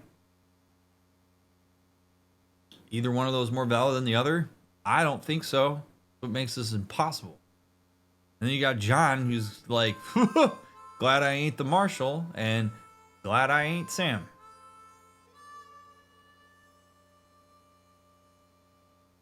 The reality is, unfortunately, the whole reason that this scenario exists is because the outlaws took Bonnie to make the point, and because Norman Deek made a bad decision that led to him receiving consequences of it. People acted badly, and good people are left to clean up the mess.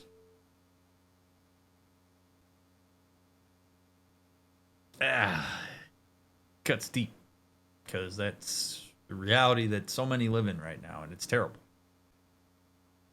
I don't have, you're waiting for me to have a profound bow that I put on this of what's the right way to navigate it. I don't have one. It's really, really hard to navigate stuff like this. It's hard to be a diplomat. It's hard to be a hostage negotiator. It's hard anytime you have people that are at it. I mean, to an extent, in a way different vein, this is why couples therapy is so hard. Because as a therapist, if I watch two people in a relationship who each have points that are perfectly worthy of validation that I could follow from start to finish, that collide in a way that just doesn't work, how do you navigate that? It's hard. It's really hard. Especially if people turn and look at you and go like, hey, help us figure this out because we can't figure it out. Like, it's really hard. Oh, government themselves ain't much more than a bunch of crooks. This is the land of opportunity, mister. And I'm giving you the opportunity to get your daughter back before 15 friends of mine take out all their anger and their loneliness on her. Where the hell is she? Where is she, boy? Bring Deke up to Tumbleweed in a couple hours. And don't get no funny ideas, or I will slit that horse throat myself. You boys have a pleasant afternoon. Yeah! Oof. God. What do we do? We do as he says. You and me, Marshal. Mr. McFarland, I'll get you your daughter back. I owe her that. Please do.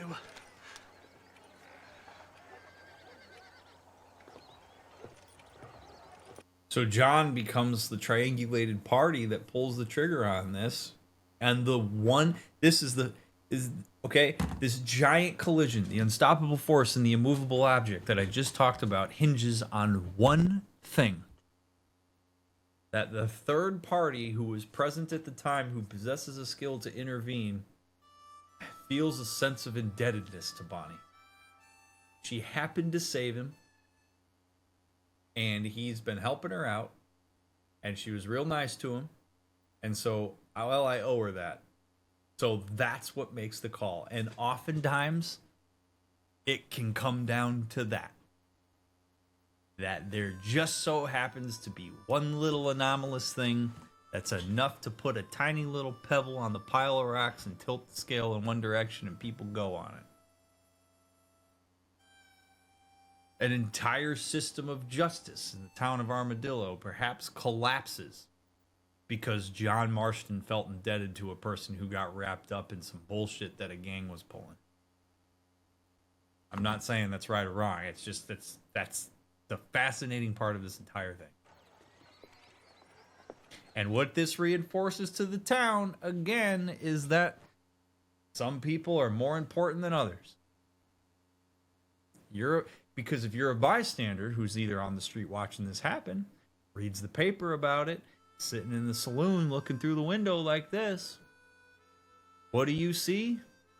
People with big ranch.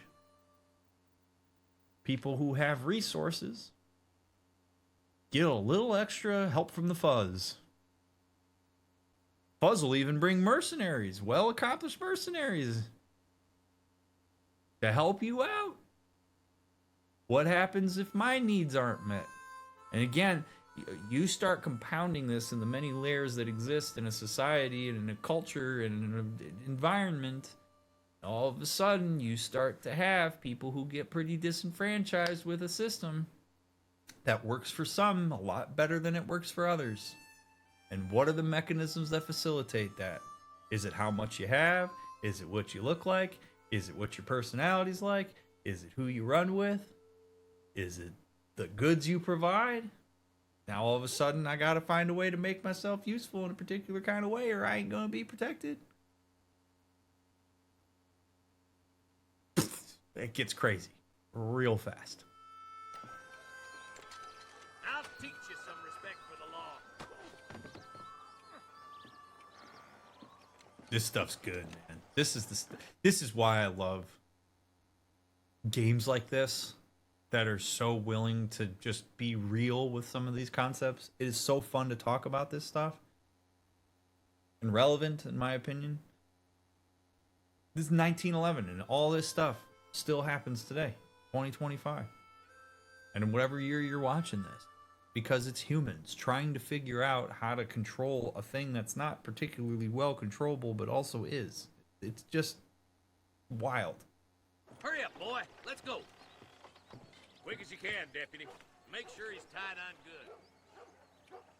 Stay with me, Marston. I won't let anything happen to her, sir. Right. Let's go get Miss McFarland back.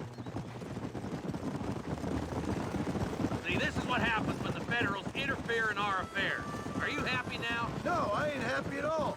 And I already told you, I ain't with the government. Now you say that, John, but the only thing I know for sure is who sent you. They made me come here. They gave me no choice.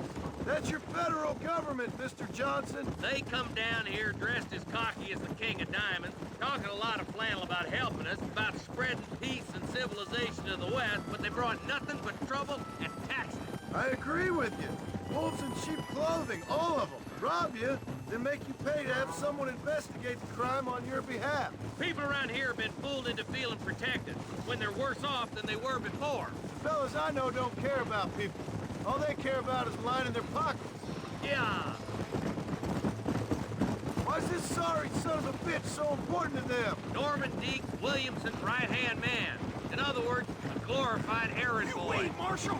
I'll be back for you. Bill Standards have slipped.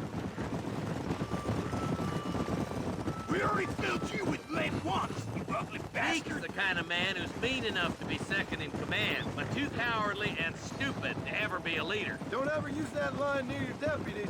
You know, for his sake, they best not have laid a finger on Miss McFarland. What is this place we're headed? Tumbleweed, a lonely, god-forsaken place.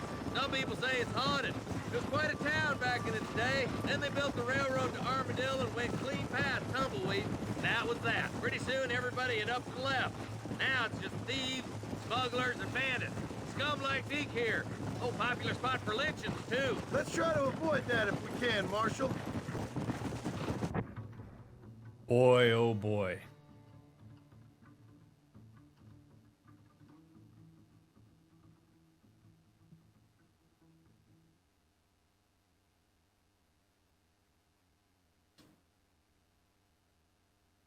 It's so easy for people with means to look at people without means with the harshest of judgment. What was just described is really important to understanding the context that we're in here. Tumbleweed was this town that existed and had purpose, and people, you know, engaged with each other and all this stuff. Railroad gets built, times change, times progress, people bail. People with means have the ability to bail. They buy train tickets, they pick up their stuff, they go, whatever, somewhere better and more prosperous. There are people that existed in Tumbleweed, I'm sure, like in any other community, that didn't have the means to leave. Couldn't just go. Couldn't say, I don't like this place, so get out. It's not easy to do that. Anybody who's ever tried to move in any kind of meaningful way knows it costs money. You don't just move for free. So yeah, you got the resources to go and you can do it, great. If you don't have the resources to go, you stay. And now, if there's a train that passes you by, now all of a sudden maybe you've got industry or whatever that isn't needed. You don't have any kind of influx of capital into your space. What do? You resort to increasingly harsher means of trying to survive your environment. You resort to things like crime. You live in houses that are dilapidated. You form an insular gang-like community so that you all can rely on each other against a world that has literally and figuratively passed you by. And then people who sit on that train and pass it by look at Tumbleweed and go, oh, look at that place. Look at all the hoodlums and trash that live there. As if everybody there just chose to stay there and deal with the conditions. Which is always something that I find frustrating. I say this as a person who grew up in Northwest Indiana. And between my hometown, Valparaiso, and Chicago, a place that I would frequently go to, was a place called Gary, Indiana. And if you are familiar with the Midwest, you know exactly what I'm talking about when I say Gary, Indiana. If you've never really heard of it, then I encourage you to go check it out, because Gary, Indiana is essentially a tumbleweed. And I grew up for a long time in a loose Chicago suburb. I mean, I grew up like 54 miles away from the city, but there were people that would commute to Chicago with the idea that Gary was just full of a bunch of hoodlums, and it's a scary, dangerous, awful place, and everybody there is worthless and whatever.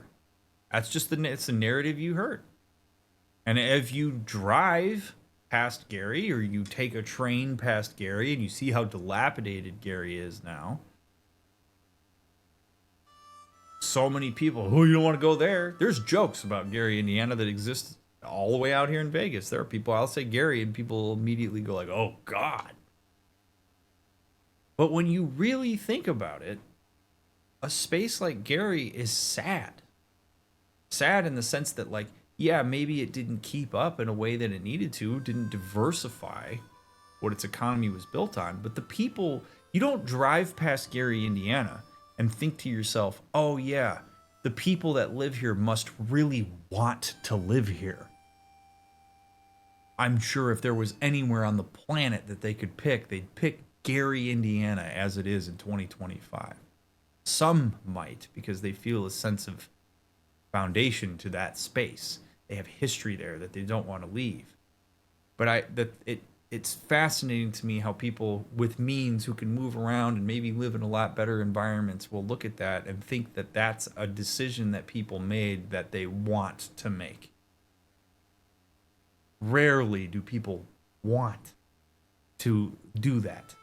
Want to live in squalor, want to live in a space where there's no resources available to them. Do you want to live in that kind of space? No. If you did, what would you want to do? Get out. Could you get out? No. Then you're stuck. So this attitude that people may have toward a place like Tumbleweed, it's just thieves and awful people, contributes to the depersonalization and objectification of those spaces and dehumanizes the people that are in it, so that you can feel some sense of warm and fuzziness that, like, you made it and you made good choices, not one of them, when you easily could be if everything you had was stripped away. And thus, in the objectification and depersonalization of those spaces, we lose empathy for fellow humans, because we don't see them the way that we might the people we keep close to us. I just hope you're not taking advantage of the McFarlands, Marston. They saved my life. They gave me food and bed when they had no idea who I was. I owe them more than I can ever repay. That's just they've been through a lot. Well, they're both vulnerable, different ways. I wouldn't have been running in and out of a burning barn to save their horses otherwise. I know you helped, just like you helped me. But you got your reasons for doing it. It's no secret why I'm here, Marshal. I told you the very first time I walked into your office. I trust you. It's just all this business with Blackwater and Williams and past. I don't know. Sometimes it's hard not to have doubts. I understand. I never planned to be in the lawman business neither. John does a really good job How is this mess empathizing. supposed to turn out? He does a really good job empathizing with people's skepticism, which I think is why people are more willing to draw him in. Like, John does not get immediately defensive. John is often willing to hear folks out. He hears their concerns and he meets it with understanding and empathy and validation. And that's a big deal. You want to cultivate trust with people, spend more time observing where they're coming from and being curious about it rather than focusing entirely on your responses and saving face.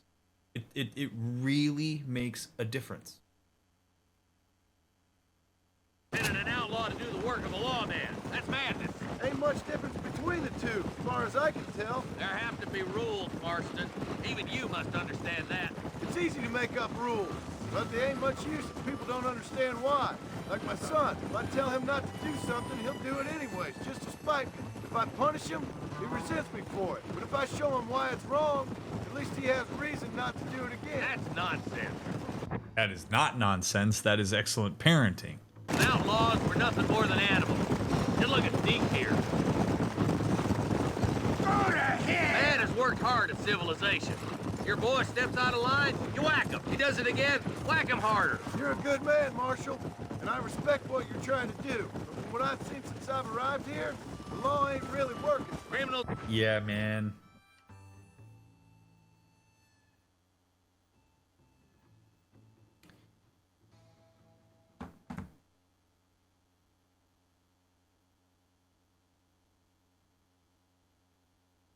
Humans are uniquely situated to understand the abstract.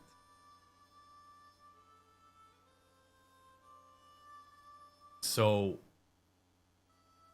man, I could talk about this for 45 minutes. I'm not going to. But when I was in my systems theory class, which is my favorite class I ever took in my doctoral program, one of the many things we did in that class was have several conversations about various critiques of certain theories that people have about human systems.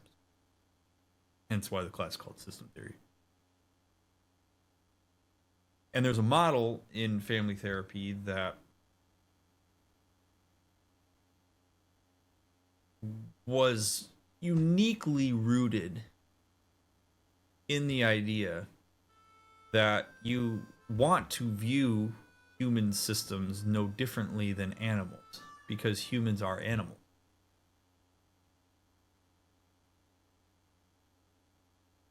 And there was great discourse around the idea that, like, there is some truth to that. Humans do respond to behavioral conditioning, both operant and classical. Humans can be reinforced in particular directions. We've been talking about that in this playthrough, that humans do have the same basic needs that other animals have. Survival, food, all these sorts of things. And that humans, like other animals, will resort to increasingly more extreme means of getting those needs met if their survival is at stake. The humans also are uniquely situated in the animal kingdom insofar as we have a prefrontal cortex, neocortex, in our that creates this ability to engage with abstraction. Also creates the unbelievably intricate technology that allows me to talk to you right now in whatever way I'm talking to you, from where I'm talking. Wild stuff, right? Like no other animals do what we're doing right now. So if you treat humans only as animals, you are absolutely missing the mark, because you are not working with the reality of what the human biological structure is capable of. So how do you square that up? Well, you square that up through some of these abstractions, through some of these approaches.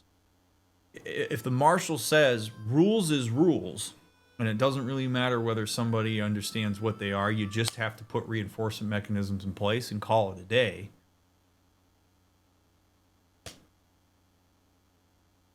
That kinda can work. But humans, unfortunately, are capable of engaging in some level of deduction and abstraction that allows them to push back against those things and seek to understand them in a way that other animals don't. You can train a human similarly to how you can train a dog, but there's a threshold by which a dog is no longer capable of being able to engage in abstraction around its training that a human is. Unless, like, really forcefully deprived of resource. In which case you have somebody like feral and doesn't have a developed brain, in which case that person's brain is closer to that of an animal rather than a fully articulate human. So, slaves to our biology in that way, but humans that understand, like understanding why certain things are in place, what they're created by, who they're created by, in what context, and why, can absolutely contribute to a sense of engagement around why you might follow certain things that you follow versus others. So when John says, if I'm going to put a morality code, instill one within my son by teaching him right and wrong, which is a very relative concept, if I just slap his hand and tell him not to, and he bucks against it, is he disrespecting his father? No, he's probably testing boundaries. He's probably trying to feel it out. He's engaging in the type of thing that a human is capable of engaging in. If John sits down and explains something to him in not a ridiculously abstract way, you certainly can as a child gets older, sits down and sort of explains, hey, when we do this, the reason that you receive this punishment is because X, and instead we would like you to interact with Y because da, da, da, da, da, da, and you explain it in concrete terms that a child can understand, yeah, you are far more likely to get behavior that falls in line with what you're looking for, particularly if it's reinforced in a particular way. That is, John is facilitating a degree of critical thought to the extent that he can within his child. I don't know how old his son is at this point in time, but that's good parenting from a human development perspective. It also, unfortunately, is going to lead probably to a son who is more critical of the environment. Probably follows rules, but is interested in pushing against them conceptually, as opposed to pushing against them concretely and not really caring about why. And that, in and of itself, can be sort of a tricky slope to deal with. But it's, I mean, these differing approaches to how you reinforce various values and behaviors in humans, again, another very complicated conversation. They're like weeds, Marston. Quick you stomp one out, another one sprouts up in its place. It's the nature of places. You know that as well as I do. There's also a bit of a dehumanization within the sheriff, which I think in some ways there probably has to be if he's going to engage in some of the reinforcement mechanisms that are available at this time period. A lot easier if you just call somebody a slob, a thief, a robber, a loser, blah, blah, blah, blah, blah, than it is, you know, this is Norman Deek, who comes from this context for these reasons, X, Y, and Z. It's, you know, that line between personalization and objectification has utility relative to where it's placed in, and that Stop burn so hard, you son of a bitch! I'll kill all three of you myself, I swear! Come on. Only a coward hides behind a badge! Come on, boys! Over the bridge! Oh boy.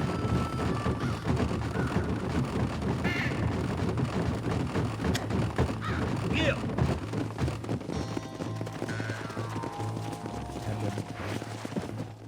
Hi, bud. Easy there. John, you'll be exchanging the prisoner for Bonnie in the middle of town. Keep your eyes open. I sincerely doubt these scum plan to play fair. Fair my ass. You bet. Besides, Norm here is gonna be my shield, ain't you, Norm? It'd be my pleasure. John, you lead Deke into town and make the exchange. I'm sure it's been nice for the... Probably only because it's a video game, and that's fine. Throwing John out here as the one who's making this exchange, I don't know that that's the right call. Like, you're not really giving any kind of show of force or negotiation or anything by sending John into the fray here. I get it, as a video game, it's got to be John because it's more engaging for the player, but from like a actual what would you do here scenario, I don't think sending John's the right call. Boys have a whore to play with. I hear those rancher girls like it in the rear. Maybe she won't want to go home. She been fucked so good. Why don't you save some of that breath for breathing? What are you waiting for? Untie me, fellers! Where's Bonnie? I thought we had a deal. Well, you thought wrong. We don't make deals with the law. You want to stop doing that? Of course not. Of course. Of course that's the direction this goes.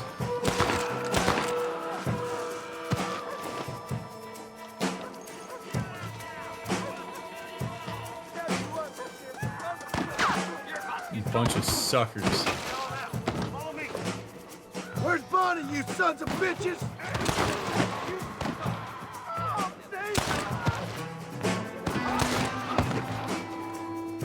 Bonnie! Where are you? This is gonna end badly for you! Where is she, you bastard? That said, this is some good-ass Wild West shit. Turn to Marshall Johnson. Where the... Let her go, or I'll kill every last one of you! Bonnie, we're coming!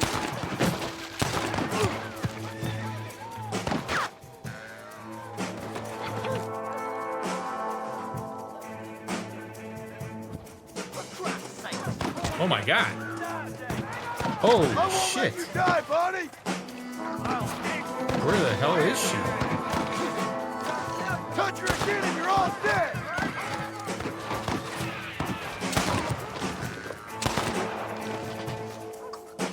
Don't you lay a finger on Dude, her! she's... Oh, shit. Alright, I gotta shoot that rope. Guaranteed I gotta shoot that rope. Oh, shit. Oh, boy.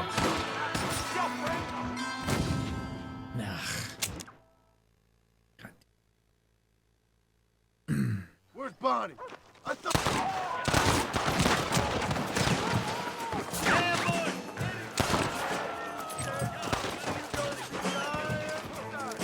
Stop doing that!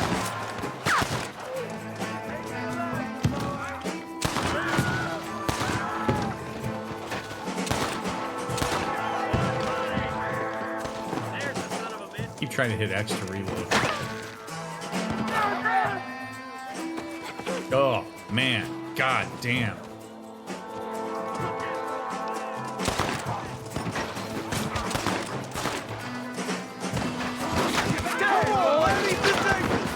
Jesus. Oh, boy.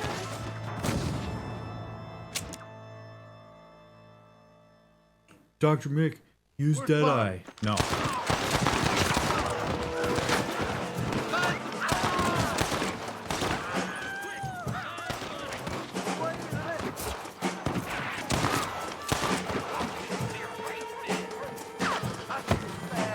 Where's Bonnie, you sons of bitches? Put your gun down, friend! Bonnie! Where are you?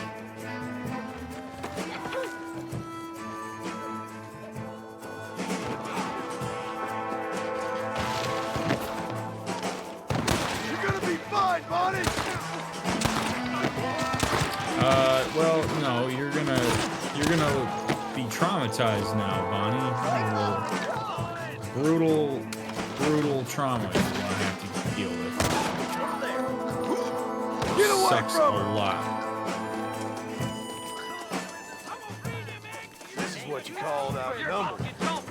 Bonnie will choke to death if she's not cut down from the gallows. I understand that. There are a million outlaws I gotta shoot right now.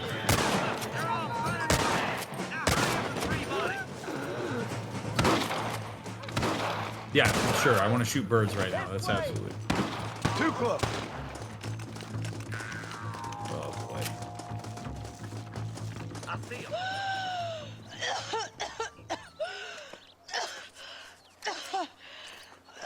Bonnie, are you okay? No. I'm He's fine not. now, Mr. Marston. Thank you. Thank you. What the hell took you so long, you stupid man?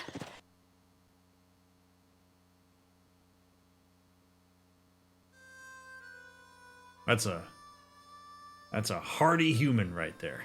Well, you weren't exactly helping me. If you think I'm gonna lower myself by making a joke about being all tied up, you got another thing coming. Come on. That, by the way, that's not her being an asshole. That's her having a level of resiliency that is honestly quite surprising and amazing. Like, I'm sure she's grateful. I don't think there's anything to do with her not being grateful. The fact that she can even remotely find a joke right now after her life was not that far from ending.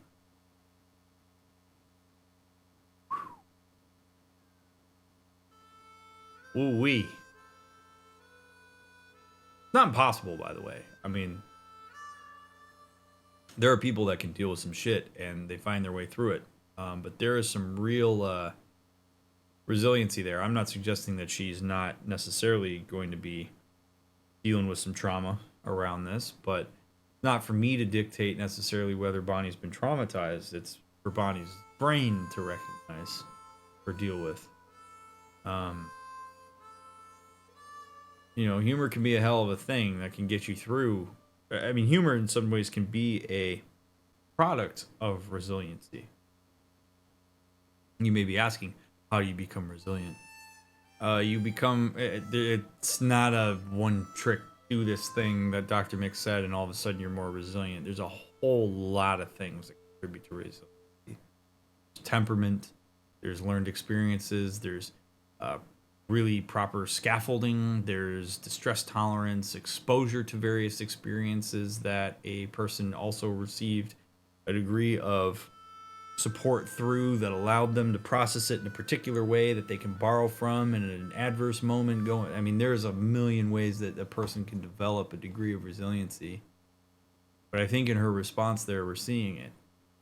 And yes, it's something that's worth commending. We have a tendency to, I think, overblow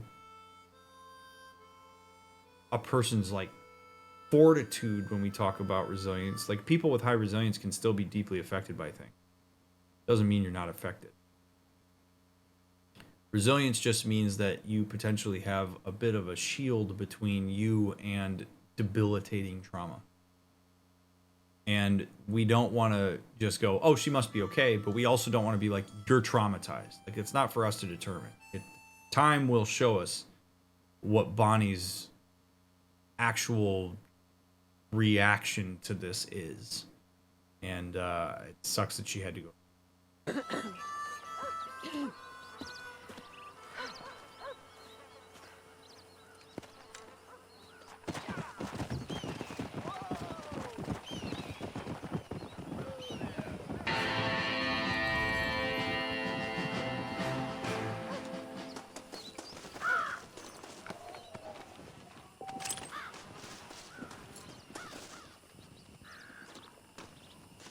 How about I buy that rickety old house up there?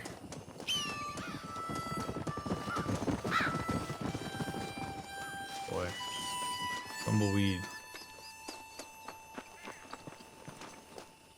really did get passed by, huh?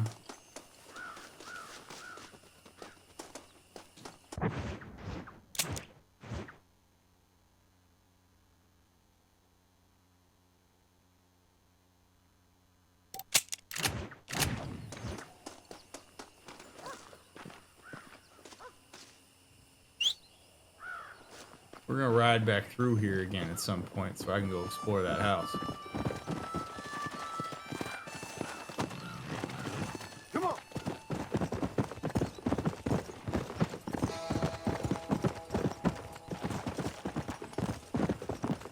I'm sure many of you are probably thrilled that I can't take you to cliffhangers on these anymore because I have to go to very specific locations in order to save my progress. What a bummer.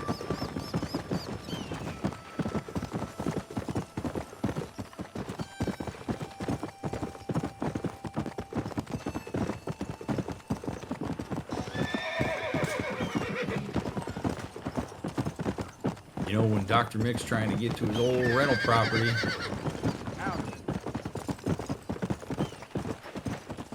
he's about to save. This was a good episode today, I think. We talked about some heavy shit, deep shit, some philosophical shit. Don't forget to leave that thumbs up or that comment. If you're not subscribed to the channel, please subscribe. That is single-handedly the most important thing that you could do for this stream. And it's free. Why, hello there. Please do take the time.